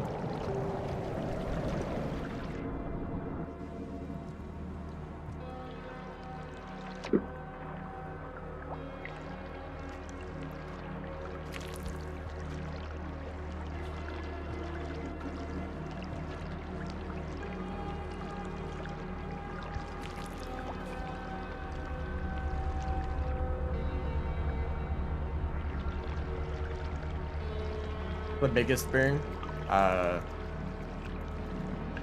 What you mean, like Meowswalkers? They're quite large.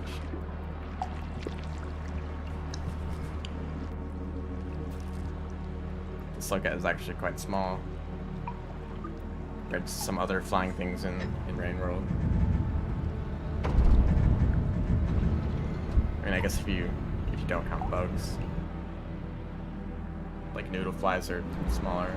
The other like random flying bugs in the background.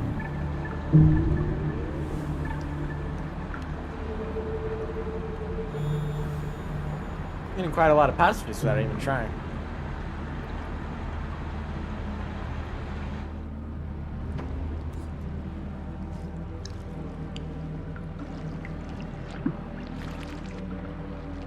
Another question is if I can even...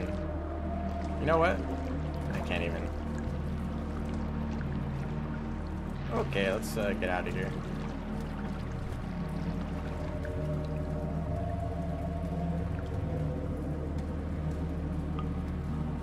Can I actually make it through some superstructure?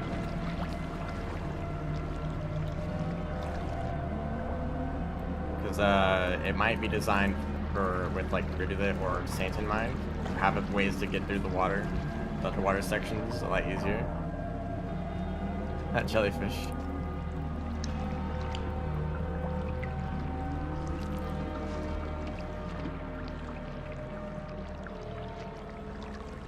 As long as there's enough bubble fruit, I think I could make it. I know that the monk can get pretty far. And if it depends on if it's actually there's a passage that's open just for the saints. That makes it possible. So otherwise you can't go through the heart to get to Bitter Area. We'll see. 5 moments before disaster. Yeah, that poor jellyfish. He was just chilling.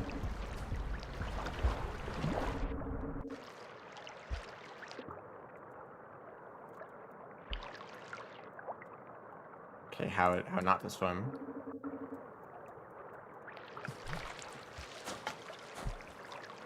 I'm out of food. Sometimes when you fly too far.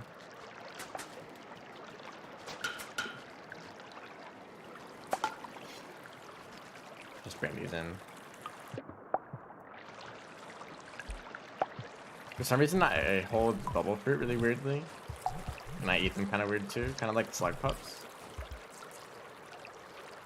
Like I'm way down by them a lot. Actually, I wouldn't be surprised if that's why. If I'm like really light, I struggle to carry around these things since they actually affect your movement. It looks like I'm way down by them. That's weird. But we do know that this slugcat is quite a bit lighter than normal, because they can also fly with the Squidcada like the Spearmaster can. But I don't imagine that a Squidcada or that Spearmaster struggle to pick up bubble fruit. But I think your ability, you have like a different stat that affects your ability to pick up things. That's kind of like your strength.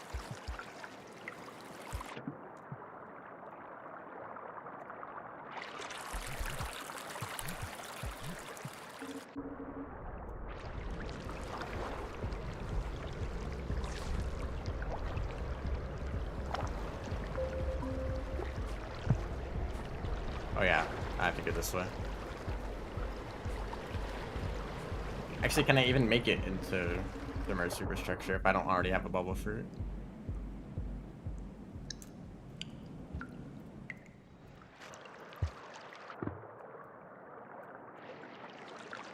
The ancients are human.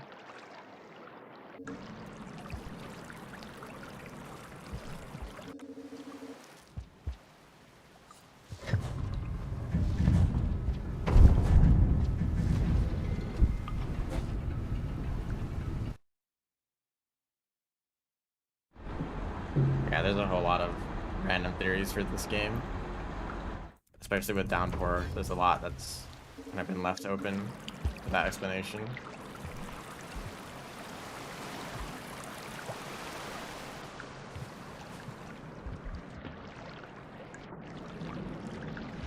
I think I'm gonna have to go over here to grab a bubble fruit. So I could have done this a lot faster if I had done that beforehand. Healer.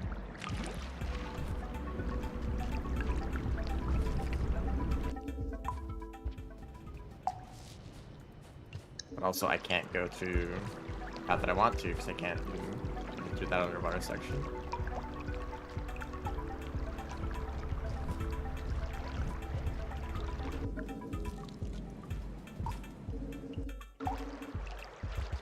Yeah, I can't make it through that.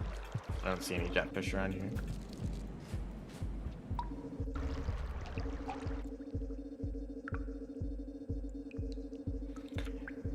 Just like to point out that I had a theory for the Saint before Downpour even came out, that the Saint was a creation by Sliver of Straw as the solution to the great problem. But I think that's been disproven. But I still feel like it makes sense if you just ignore some of the things that the devs have said.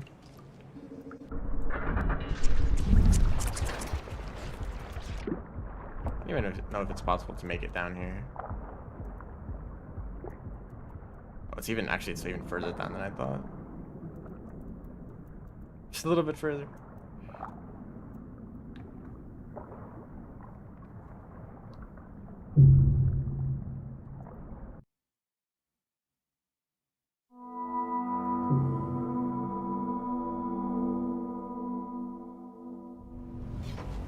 I just had to take the old path.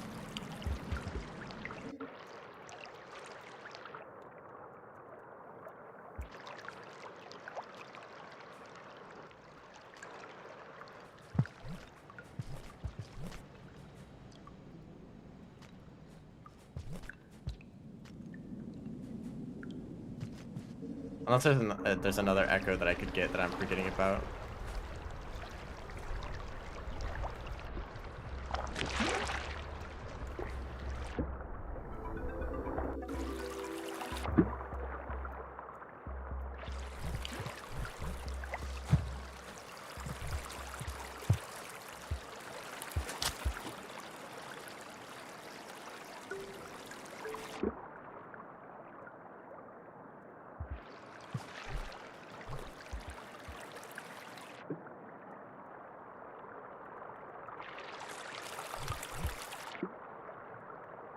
Oh, fly up really high and dive into the water. That could probably work. But I'm already taking this path.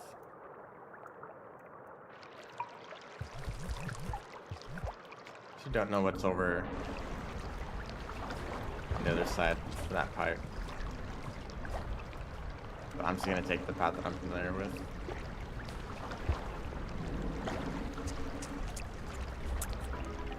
Actually, it probably would have just gone this way, wouldn't it?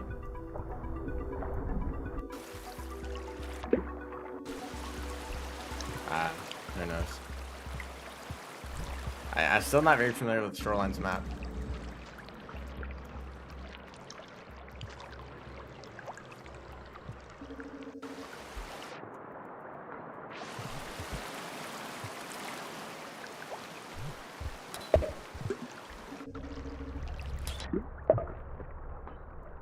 Please don't. That would have been a lot scarier if I was the Saint.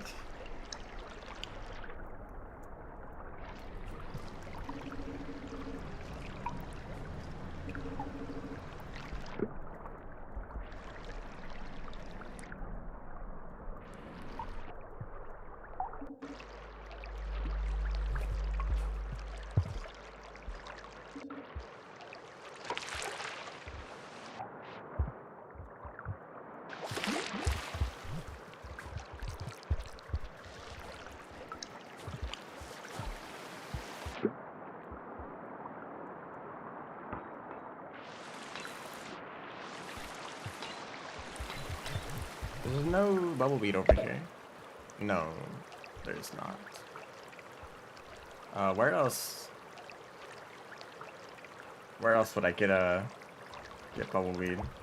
Or should I just bring that jetfish? Just carry this jetfish over there. Got your plant.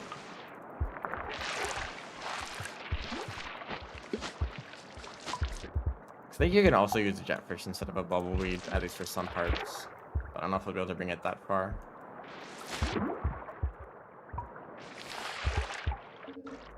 Maybe if I can fly with it. Actually, this might work out.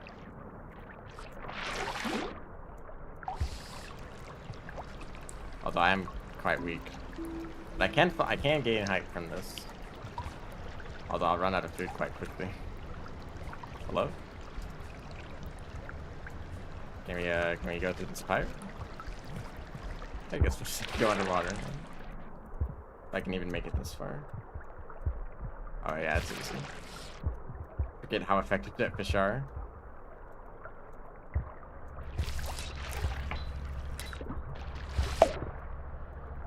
Might make things difficult.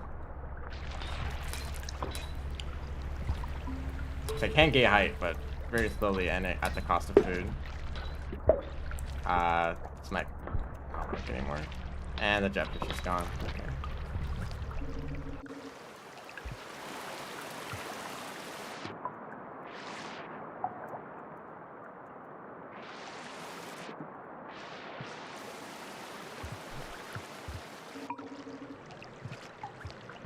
Where else do I go? If I can't make it into submerged superstructure. It's getting quite cold, and I'm out of food.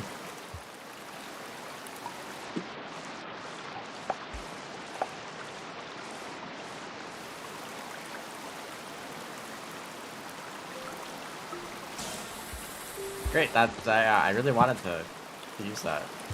That was very important. Use one of my food tips that I had.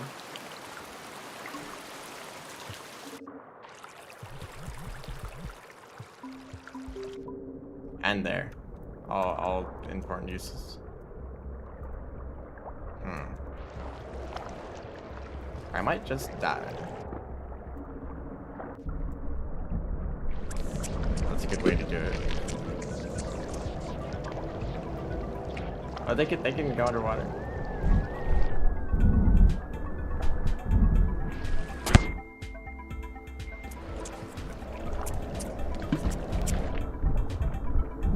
I think I'm just gonna freeze to death first.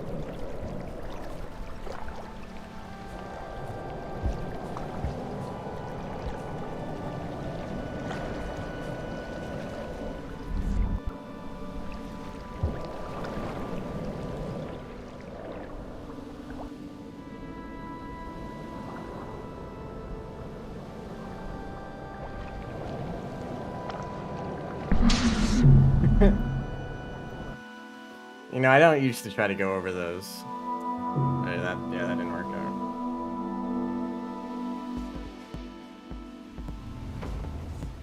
So I need a new plan here. Not a. I don't know why there aren't any bubbleweed in shoreline. You'd think that like this area with the most water would have the thing that lets you swim underwater easier. But maybe it's just because it's a Sans campaign.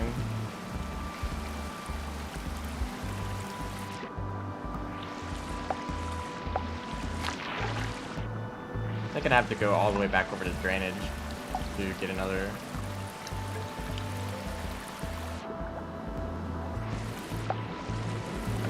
bubbleweed. Hello?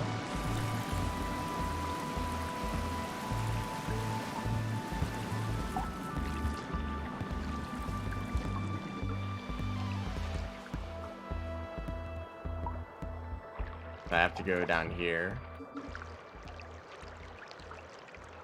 Are there leeches in there? Let's make that area even better by adding leeches.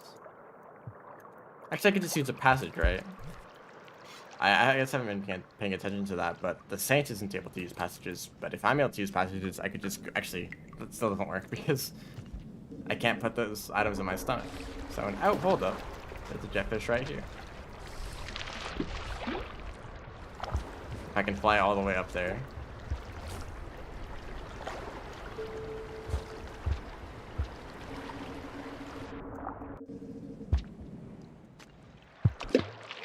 Ow. Hey, come back.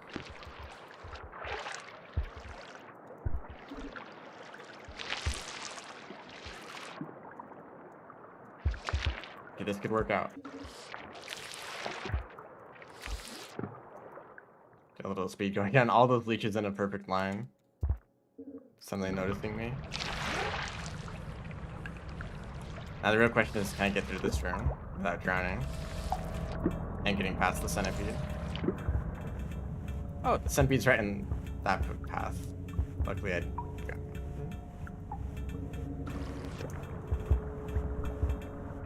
Okay, I think I'm good. Also, it's pretty easy to... Oh.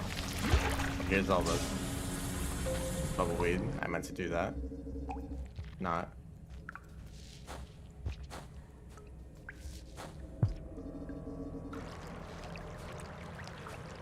Okay, we actually made it.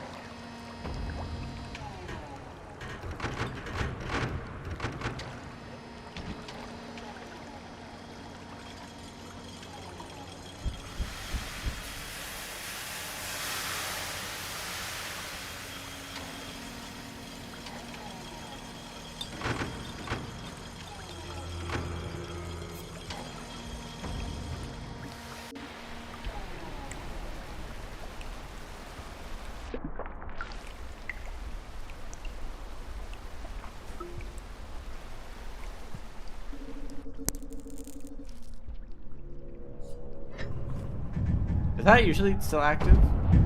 That slug zapper? I mean, it wasn't active for that long, but...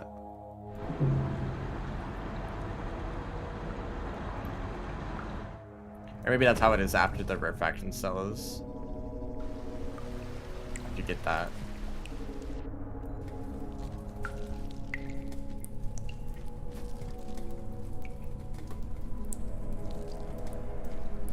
So I don't exactly remember the route through this area as the Saint. There's like one room where there's a passage that's normally not open. But the... I tried going off instead.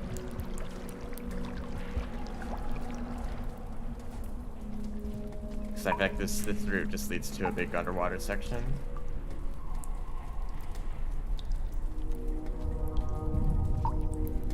Nope, that's not what I meant. So I'll try going up instead.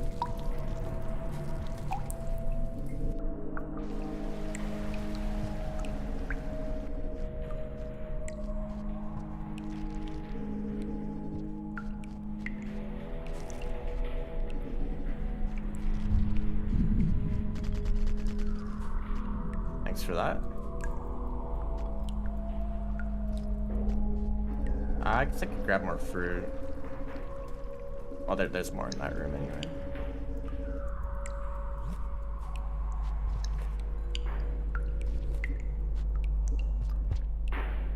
Somehow this bubbleweed has made its way into that pipe entrance. Is this room? It is this room. Might even be harder to swim through. Although there is a jetfish.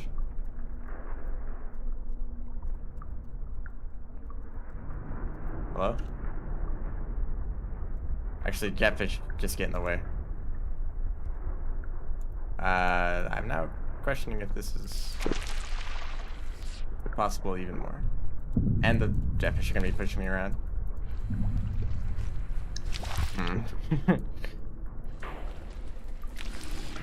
I've actually come to the conclusion that jetfish are my least favorite creatures in the game. Mostly because they are sometimes required to go through certain areas. I'm not really a fan of having to... Well, hold up. There isn't even a pipe this way. Oh, there is though. Oh, this whole area is underwater. Maybe this was even worse path to go. I mean, it would have been better if I actually held on to my bubble weed for a bit longer.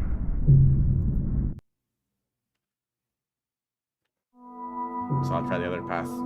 But yeah, about jetfish, they like to bully you, which can make some underwater sections horrible.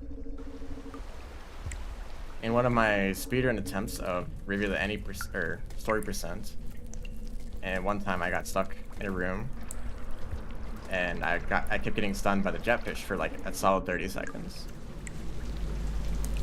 Oh, not accidentally died of that.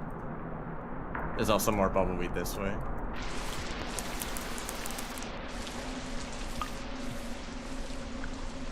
And in some areas where you need to use the jetfish to progress, you just like can't,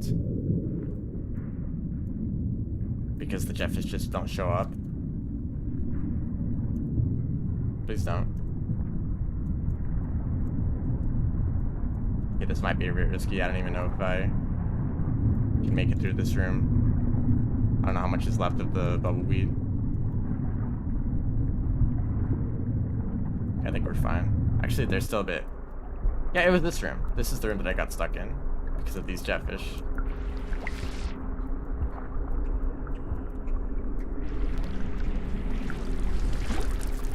You know, they're being perfect examples right now of exactly what I'm talking about.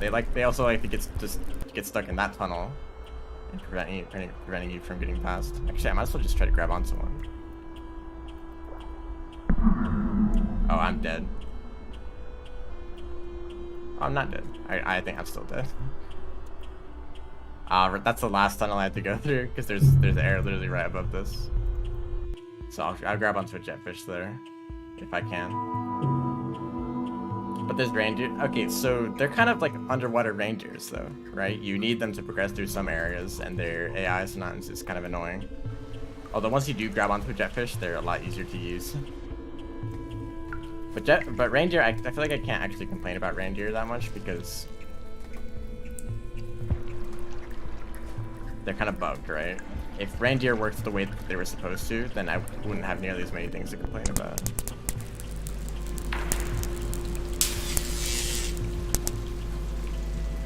Just cooking my bubbleweed.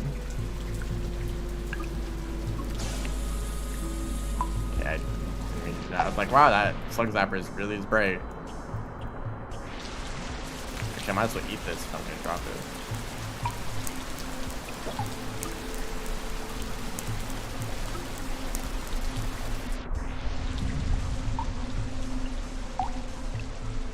To try to stay in the air as long as possible. And I'm dead again. I've also died to that kelp in a speedrun attempt.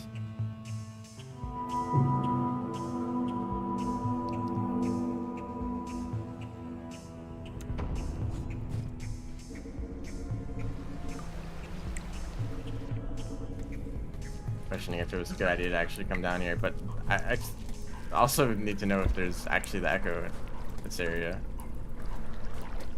That's only the case as the saint. Although this area does look quite a bit different, and the refraction cell, yeah, it should count as the saint, right? Because the slug zappers are only active after revisit.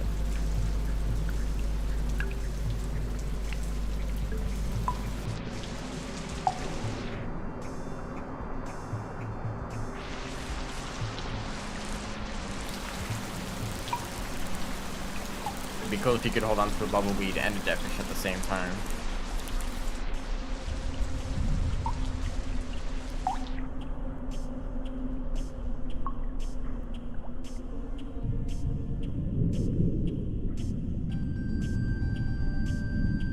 Just barely out of range. Oh yeah, hold up. I heard somewhere that you can use swim boosts with the bubbleweed and it doesn't give you a penalty. So maybe I'll try using that a bit more.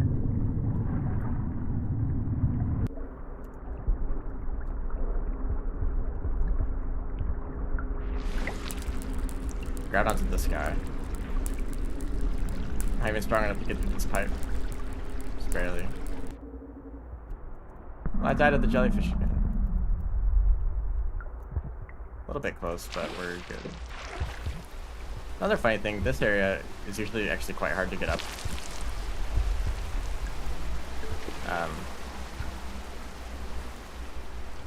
If I can just fly.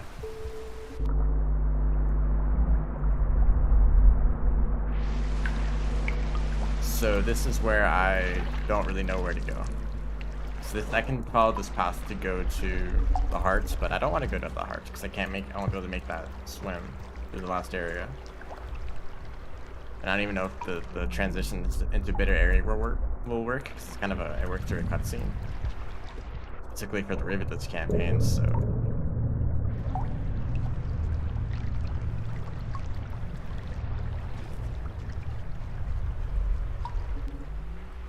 I'll go up here. Down is the route to the heart. Oh, this room?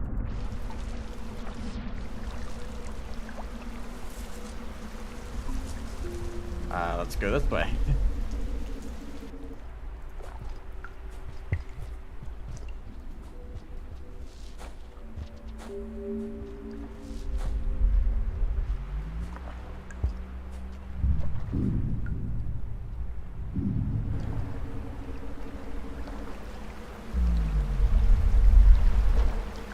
I don't know if I've ever seen these rooms.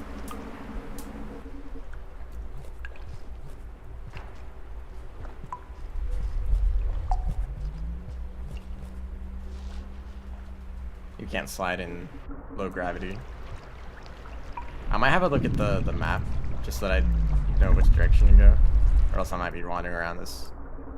Oh, I can't even go up there. Let's have a look at the map.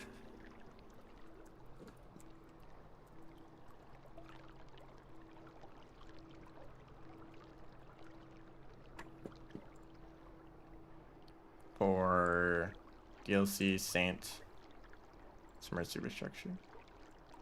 You won't be able to see this, unfortunately.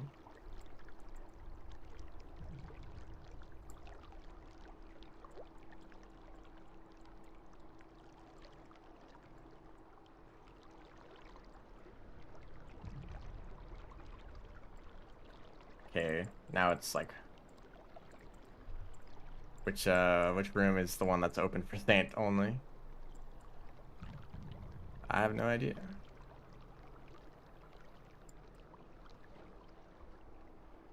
Okay, well I see where I am on the map.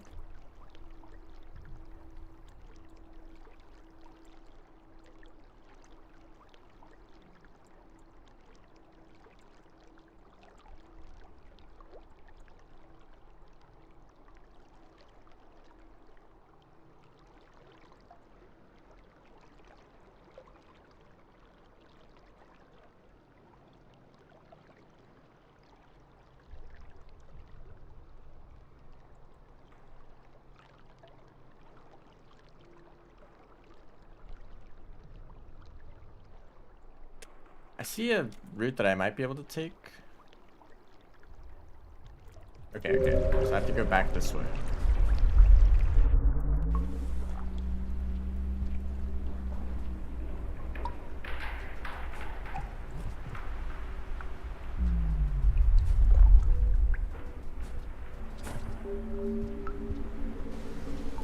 So I actually want to go way over here.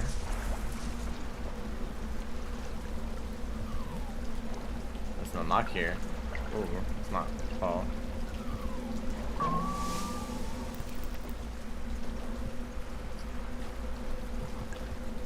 That's for the big jellyfish.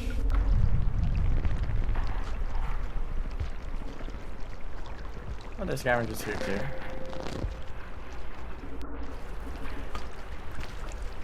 One last look. Okay.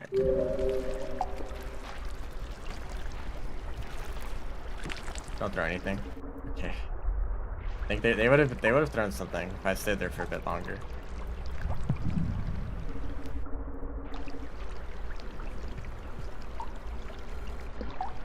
Look how much mobility you have in low gravity. Like look at this. I can even gain height while flying. Is this the right way? It doesn't look like it. No, I should have gone the other way. You know, honestly, I don't even know what you're talking about right now. Whatever's going on in chat.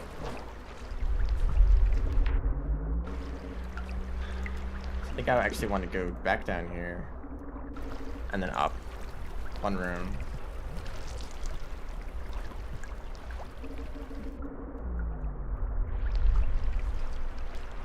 And then this way. So I had to go one room higher. Might as well just eat these, because they barely have any air left. Yep, I'd do that. I guess these two. Funny how much they slow me down.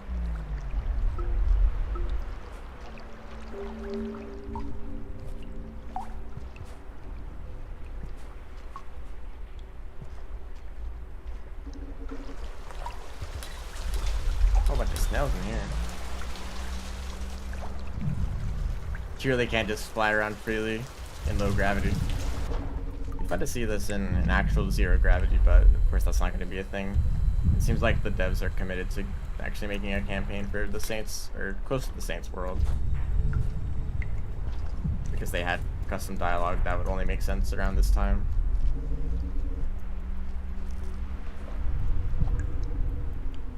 I can actually just gain height if I want. Funny how the screen's ended and it's just for that. Try not to blow up challenge? Impossible. I've already failed it like 20 times. So I'm kind of wondering now, this path is normally not accessible by rivulet, right? Like where exactly aren't you able to go? Maybe some rooms are just like, you can't make it up because it's too high of a jump. And of course there's not low gravity yet in this area. But actually no, you have the rarefaction cells, so you'd be able to make those jumps.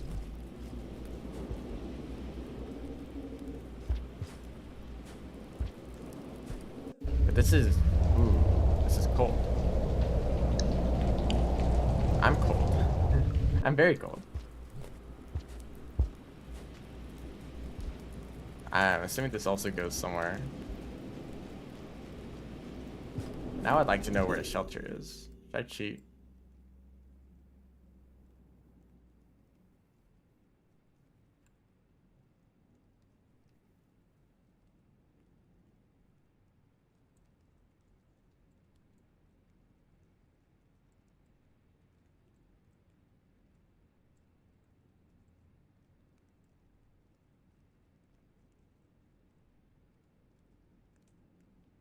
Oh, I see where I am. This isn't really... I mean, there's a shelter kind of close. Wait. Maybe I'm using the map too much.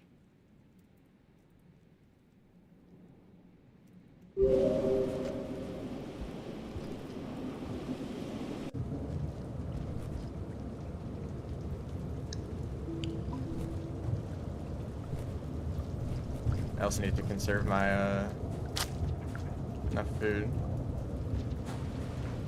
Okay, I know where I am now.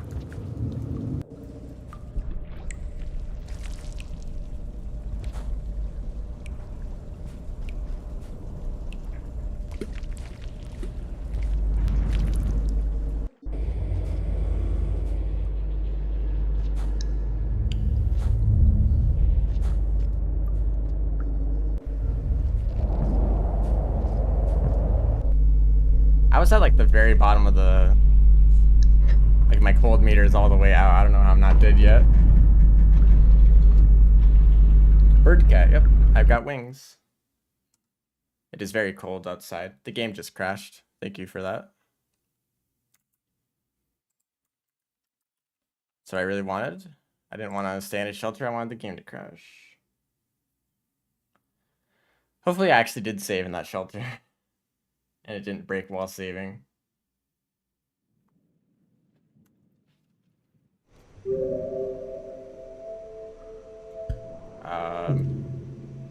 remember where this would be. Okay, it did save. We actually did make progress.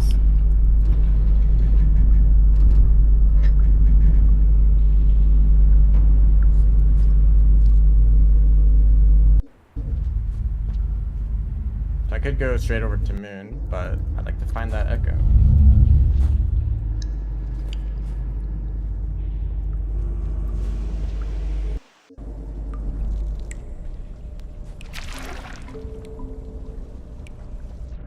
Oh, you've already played it before. That's great. It means I don't have to explain it again. I mean, I don't mind explaining the mechanics because it's very unique, very interesting.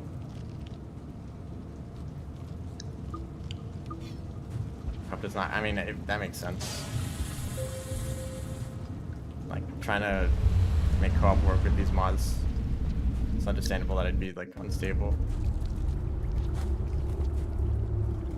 It's going to take a while for all like the extra features downport to work with mods. It's like because like as a developer, you just want to get the mod out into the workshop as soon as you're able to.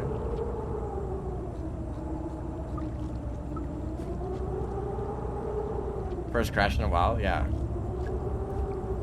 And well, like the crashes with the other mod, it wasn't really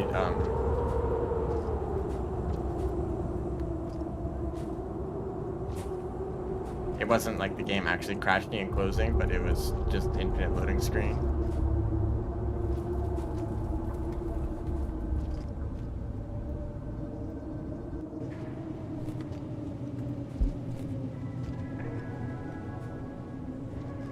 There's another shelter here. Oh, this is where this song plays. So I was kind of wondering. Yeah, it does play in bitter area. That makes sense.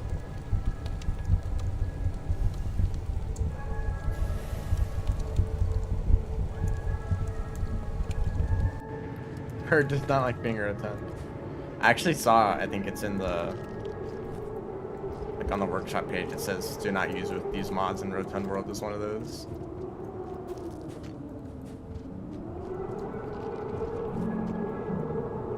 I mean, I'm surprised when people are able to just download like 50 different mods and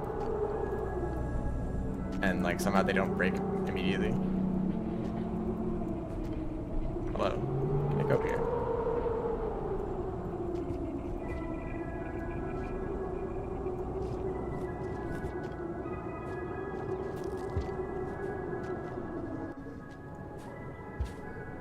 I'll be honest, I don't really know where I'm going.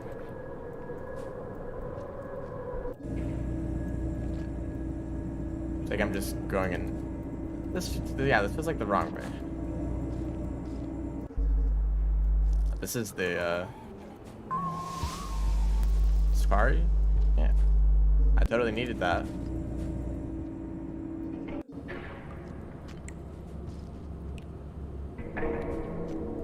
I think this is definitely the wrong way.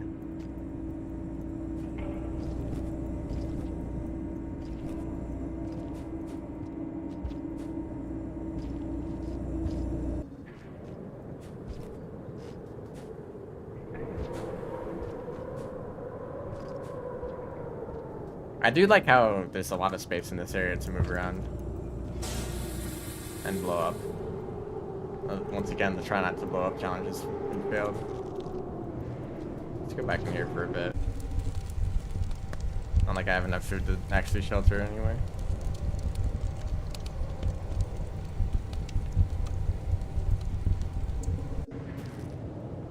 Yeah, they were talking about like eyeballs and like circles. I don't really know.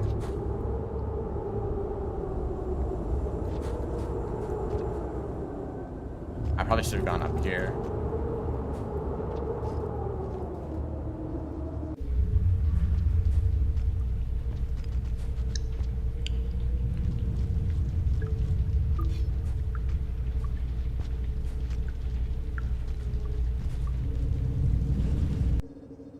Yeah, this was like a few rooms over and I missed it.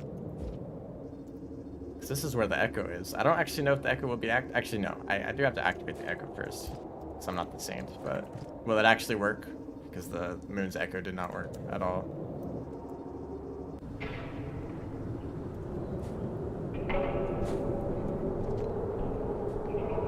fun to be able to save yourself like that. This is where the echo would be, I believe. That looks trippy. And I'll get to stay in... Oh, my favorite creature. You know, I said that I really didn't like jetfish, but Meros birds are also up there. Or Meros vulture. But they're saved because of their design. Just for like gameplay purposes, they can be very annoying. The way they kind of swoop down and instantly grab you with no warning at all. And like also less of a telegraph than vultures have.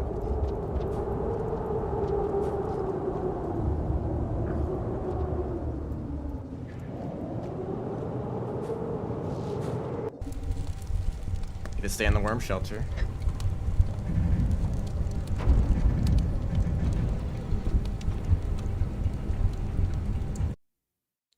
Whenever someone asks which of the slugcats is my favorite, or anyone's favorite, I always have like 20 different answers. Like, are you asking about just the character on their own in a vacuum, or their campaign, or their abilities in expedition mode? Because like, I would technically love Rivulet in expedition mode, but you could just get the perk that gives every character Rivulet movement. So Rivulet actually ends up being one of the worst characters to play. There's a bunch of different situations. Oh, actually, does this look like the echo effects? But I guess the simplified way to say it is I really like Rivulet's movement, and I really like Saint's campaign. But also, I probably like Rivulet's story more. Also, this doesn't look like echo. No. That's unfortunate.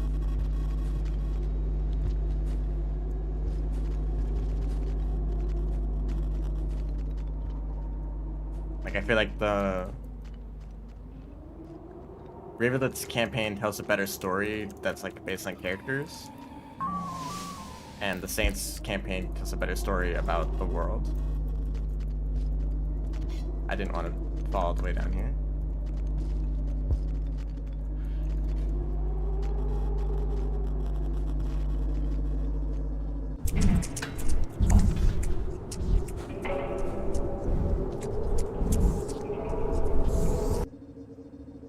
Well, that sucks. I have a feeling I'm not going to be able to ascend then, without the extra karma. But I guess I can check back on the moon echo. Maybe that works now.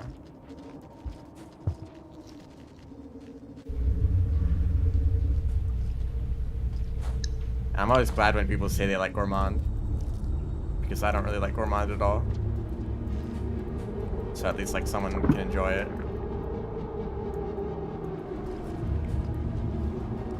Although their speedrun route for their story ending honestly isn't that bad compared to some of the other characters.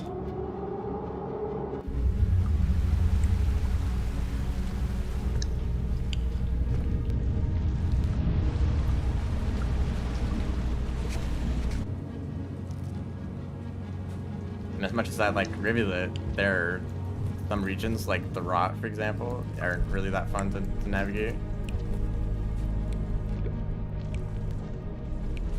And like compared to that, Outer Expanse is like one of my favorite regions in terms of its like design. It's like if a different slugcat could, like other than Gourmand, could explore Outer Expanse, and if Rivulet didn't have to go through the Rot, I would like them.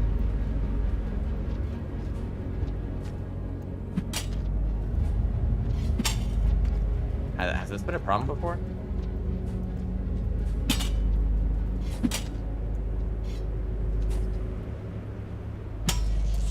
That actually worked.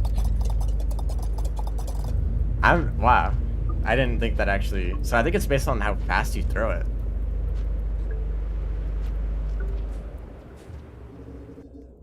I did not expect that to work. I thought it was like, oh, if you're not strong enough to break it, you can't break it at all. But I guess I've been able to open them before, right? So also something changed.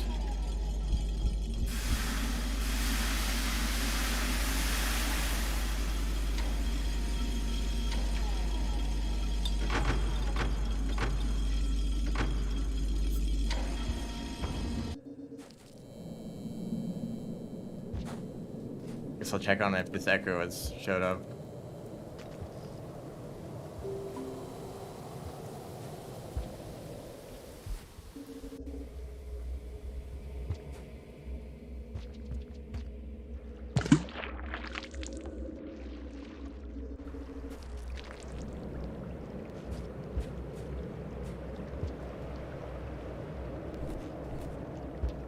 I think the problem might be because of how these are. Well, actually, no, that doesn't make sense because the echo next to Pebbles were totally fine.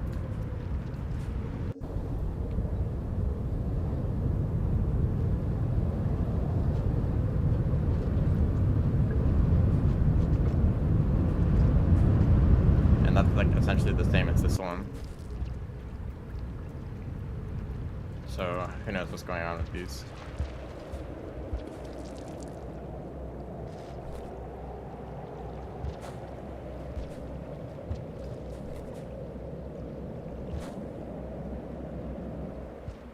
Yeah, there's a lot that you can optimize about this movement.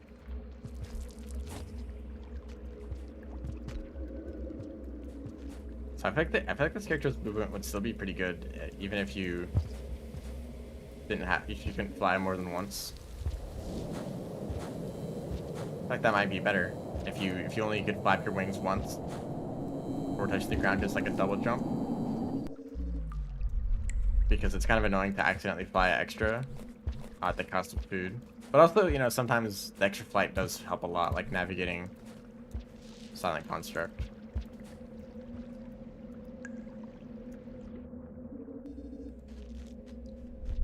The Technomancer. Technomancer? I have not seen that. Well, I might have seen something. I just don't really remember that well.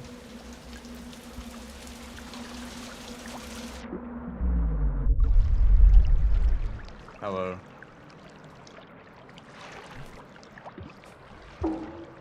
I didn't really need to see Moon, but might as well. Well, that was quite a long diversion that didn't actually do anything at all. I'm also very cold. So I'm going to passage over to the depths, at least as close as I can get, and just see what's over there. I can't use passages because if it's Rubicon, it will look very different, and if it's not, then I might still be able to get past the Guardians with the flashbang. Maybe we'll see if that works.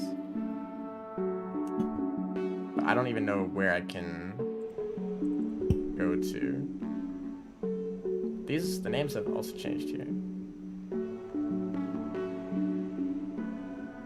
Oh, but none of these seem like good options, really.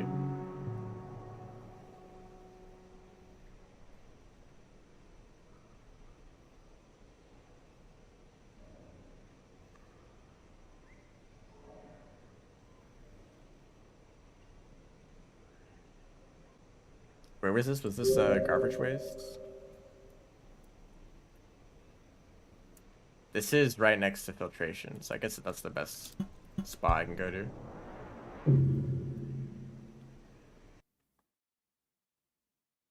Hello? Okay.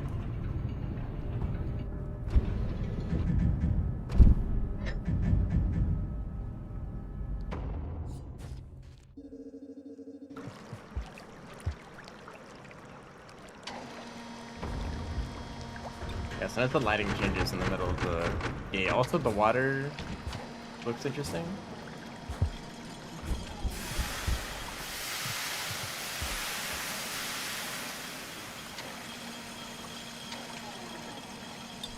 Yeah, the water's not showing up for some reason. Just the particle effects.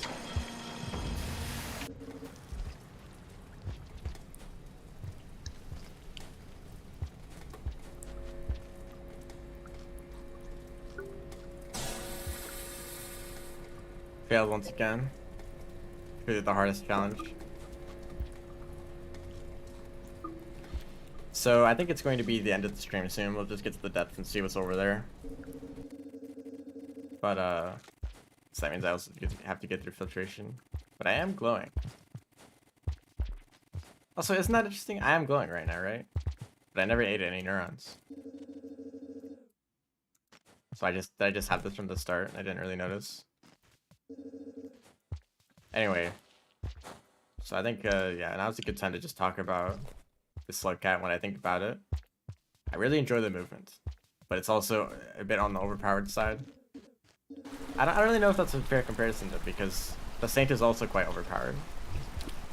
The grapple hook, I feel like, is one of the better movement abilities in the game. So I think the flight is good, but maybe just a single flap that acts like a double jump plus the glide ability, being able to glide for quite a while after flying.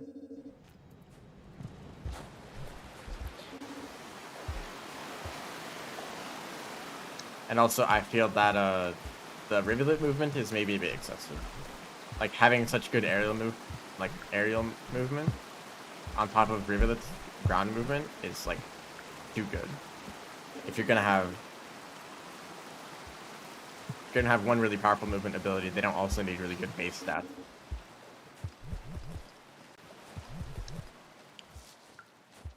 So maybe slightly slower. I mean, it'd still be nice if they were faster than average, maybe slightly better than Hunter stats.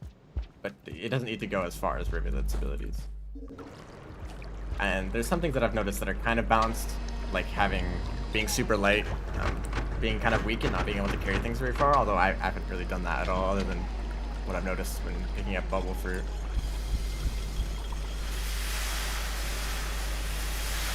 And also having a very weak Spirit Throw, which I've noticed does deal less damage than like the Survivor. It might be like on the level of the Monk or even worse. But that's not really a problem because the Saint, like of course the Saint already has really good movement. I might as well shelter here because I died to mole lizards. If the Saint is still really good for having crazy good mobility, even though they can't throw spears at all. So like it's not really a problem having weak spear throw.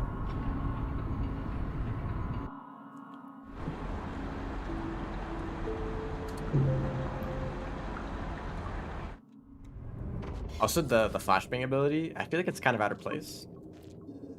Like, why? What? It doesn't really make sense. Why am I able to just blow up on occasion?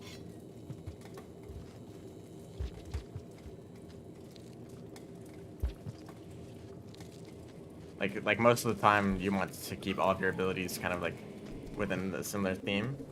Like, oh, the artificer can make explosives as well as using explosives to jump higher. And they're also like the most like violent and like aggressive slugcat, so they're able to maul things for extra damage, right? Those abilities make sense together. But this is like they're able to fly, plus they're like really mobile, just like all the time anyway. Plus they can like blow up with a flashbang effect for some reason. Like it's kind of out of place, but I don't know. Maybe there's some reason for it, and if this character gets like its own campaign, it's like particularly useful. I mean, there are a lot of spiders in the Saints campaign, so I suppose it makes sense. But I've done it on accident more often, so if you want to keep the flashbang ability, it should have a different keybind or a different timing. Also, this is most definitely not Rubicon. But being able to do this, flying up in the air and then doing a roll pounce, that's a lot of fun. That shouldn't change at all. Also, the fact that you can, of course, this isn't going to do anything. The fact that you can spend an extra like quarter food pip to fly a bit longer, that just kind of feels awkward. Times when you accidentally fly a little bit too long and you end up using the last bit of food that you needed to shelter, that's like quite frustrating. But I understand that if you want to give them the ability to fly for longer, there needs to be some sort of limit, because just infinite flight is too powerful. Unless you want to lean into like just being an overpowered character, like yeah, they can fly forever, why not? And I suppose an alternative to that could be to have some sort of stamina system, where if you fly for too long, you just become tired out, just like Ormond. But I think that'd be extra weird, because if you're in the middle of flying, right, you don't want to become exhausted and fly out of the sky into a death pit, right? So I guess another solution is just to make it so that they have more food in reserve. Because honestly, the problem with their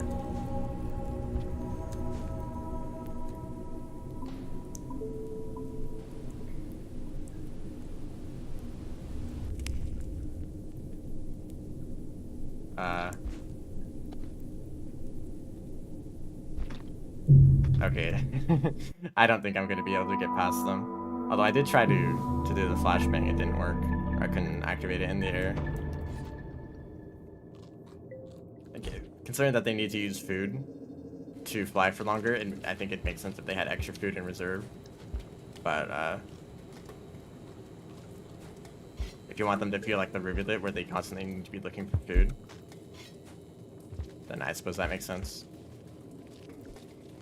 And it's kind of balanced out by the ability of, like, they can eat more food than, like, more things are edible to them, so you can kind of keep up that food, but I do like that mechanic, the fact that they have, like, different things that they can eat. It's interesting.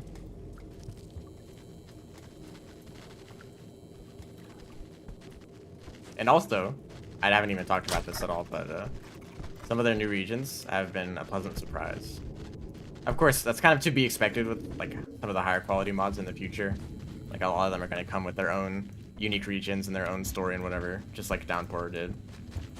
I kind of thought that would take a little bit longer to happen. And of course, it's not finished with this character, but the changes to the Silent Construct region, very interesting. And also, the world just feels a whole lot different. It's not raining and it's not snowing either, so it's kind of a mix between Rivulet and the Saint. That makes it feel interesting. So eventually, when the story is finished with this character, if the developer continues with this mod, then we'll get to see what how the world feels with those changes. Although I feel like there's probably going to be a lot of modded slugcats that also take the similar approach of character that takes place in between Rivulet and the Saint, or maybe even after the Saint, because it's a very interesting part of the timeline, right? So there might be a little bit of oversaturation with a lot of different mods trying to take that part of the timeline, because I think the Friend is also trying to do that. Actually, the Friend might be, like, before Pebbles collapsed, but it's, like, in a worse condition than he is as the Rivulet. So, like, kind of before this, I don't know. Maybe a bunch of mods are going to work together to kind of make their own continuation of the story that's, like, coherent between the different mods. Or each mod is just going to do its own thing. But we'll have to see how that turns out.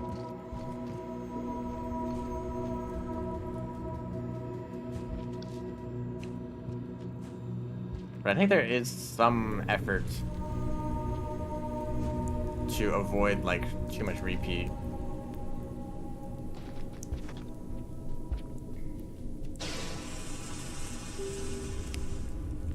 That actually worked. Oh shoot, that actually worked out. Like, if someone wants to make a region that connects two specific parts of the map, then you also wouldn't want to make a region that does the same thing, right? So, because if someone wants to get both mods at the same time, then they wouldn't be able to access one of them, or it would just break completely. So I think there's some effort to avoid overlap. Okay, that's kind of even worse at a slower speed. I'm not gonna be able to fly for that much longer if I fly too much. I'm not gonna be able to get any food down here.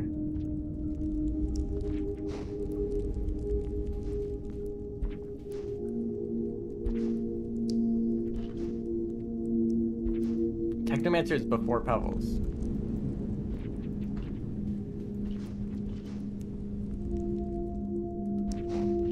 Quite ambitious.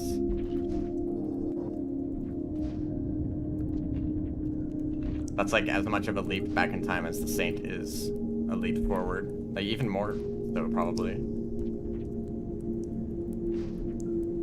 So I kind of have a theory that they're called the Ancients because of the amount of time that has passed since they have disappeared. Or since the Global Ascensions, as they're called, I think. Because it'd be kind of weird if, like,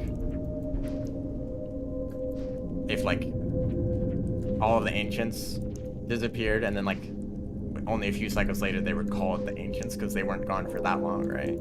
But if it's been like thousands of cycles, maybe like tens of thousands of cycles since they all ascended, then the iterators are like, oh yeah, those were the ancients. It's been so long since they disappeared and we've been left by ourselves.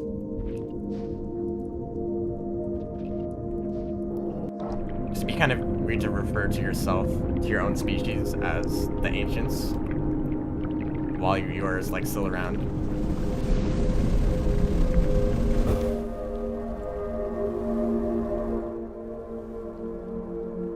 Oh shoot, was the game way too loud this whole time? I just looked at the volume settings and I set it higher just for recording stuff. I hope that wasn't a problem.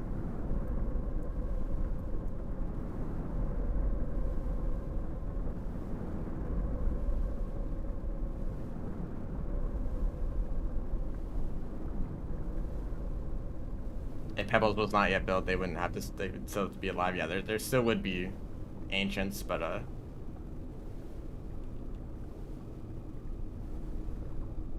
or robots. That's an interesting idea. I'm considering the scale of like how many iterators they made. It kind of makes sense that there'd have to be some sort of automation. Yeah, I can see that happening. But that's like such a leap backwards in time that like every single region would have to be completely different, because some of the areas on the surface would probably still be like pretty lived in. I don't know if like just the construction of moon in that area would be enough, or the other iterators further away, if that would be enough for there to be enough rain so that the surface would be like inhospitable. But if there wasn't enough rain at that point in the timeline, then some areas on the surface were probably like still pretty intact. So if you wanted to make like an accurate representation of that part of the timeline, you'd have to change everything pretty much.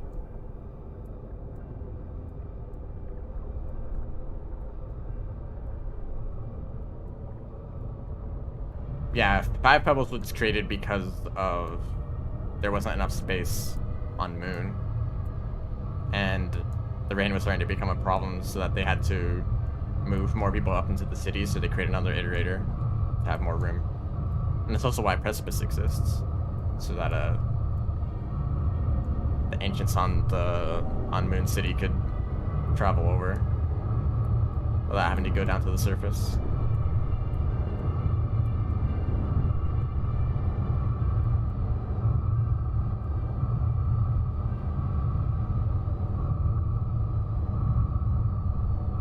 But you don't even have to go that far back in the timeline for the world to feel very different. If you want to have a slugcat that's even further back in time than Sphere Master, then it just has to be. I would say a good time for that would be before Pebbles has even started his experiments, around that time, because there wouldn't be any rot at all. Moon would be completely functional. Although, like, how much would that really change about the world for it to be interesting? Because if you wanted it to be more of a story-oriented slugcat, kind of like Revula is, where it's based on the interactions between the iterators.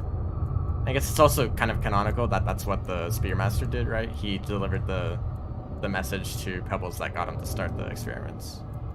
Or at least we think it's Spearmaster who did that.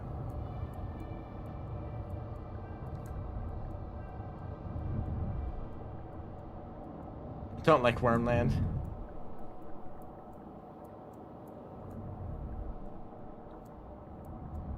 Used corn texture. Yeah, somewhere in the game's files you can find a heavily edited image of corn that's used to texture the void worms.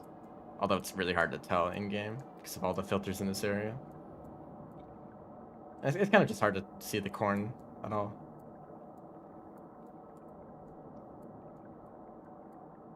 Why corn? It has an interesting texture, I guess, if you apply some effects to it.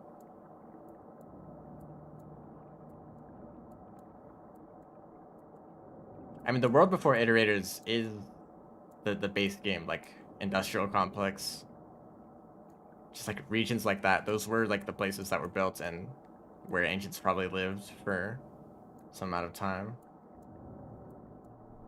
And then they've been changed so much because of the existence of the iterators and the rain.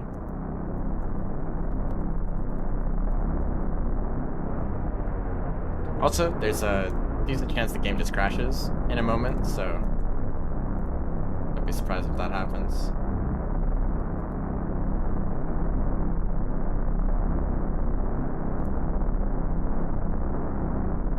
It's also kind of so like outside of the where the iterators are, it's kind of an ice age, you know. That's why Bitter Area is so cold. You can see again, my wings are not connected to my body.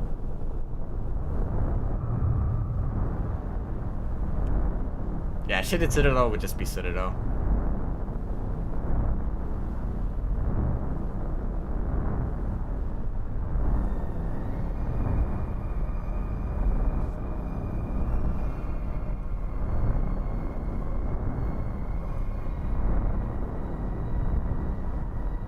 There's also probably a very big difference in the world, like before and after the discovery of the void fluid, right? Because that was their big like technological revolution. And it's pretty much only because of the void fluid that they were able to construct the iterators at all. So they probably like there were big advancements in technology before the iterators, but after finding the void fluid, but they would look very different. Very different, like before finding void fluid, that they were like more industrial.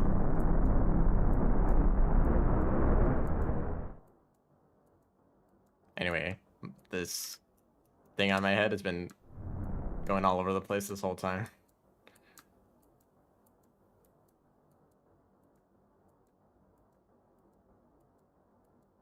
Just like BCat, yeah.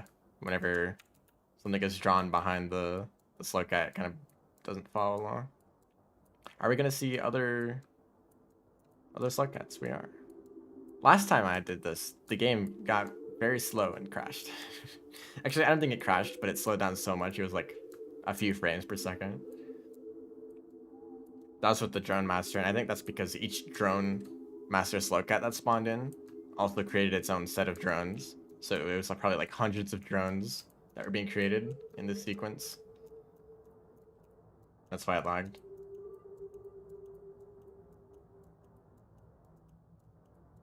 Yeah, we're probably just going to get to the get to this area and crash. Very excited to see when a mod eventually gets around to making its own like campaign. Because it is fun to explore a slightly different Five Pebbles region.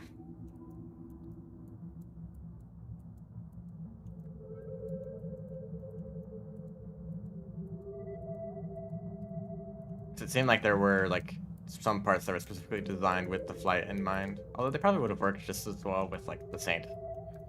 So there's a bit of overlap between the Saint's moveset and this slugcat. So maybe it's the more like open areas with like long gaps to jump across and fly across.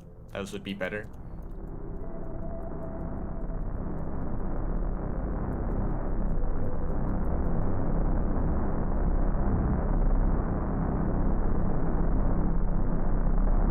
Yeah, any new slugcat that has like wildly different like movement abilities, absolutely love to see regions designed around those movement abilities. Kind of like Metropolis, the way it's designed for Artificer's movement. And it's kind of not really the case for other downpour slugcats like Rivulet. I guess Rivulet has submerged superstructure because they swim well, but that's basically just taking the base slugcat's swimming abilities and making them a little bit better. Yeah, the cutscene actually works. I mean, it's probably it might be different actually. We'll have to see. But I think Rivulet and this slugcat could really make use of a new like really open region that they can take advantage of their movement. Okay, it's just Survivor. I had a slight feeling that there might be like unique art for this mod. Oh wait, this totally broke though.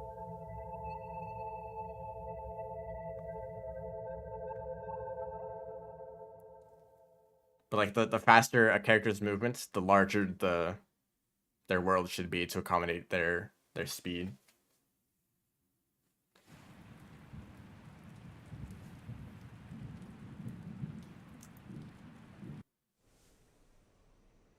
So yeah, that's the outsider.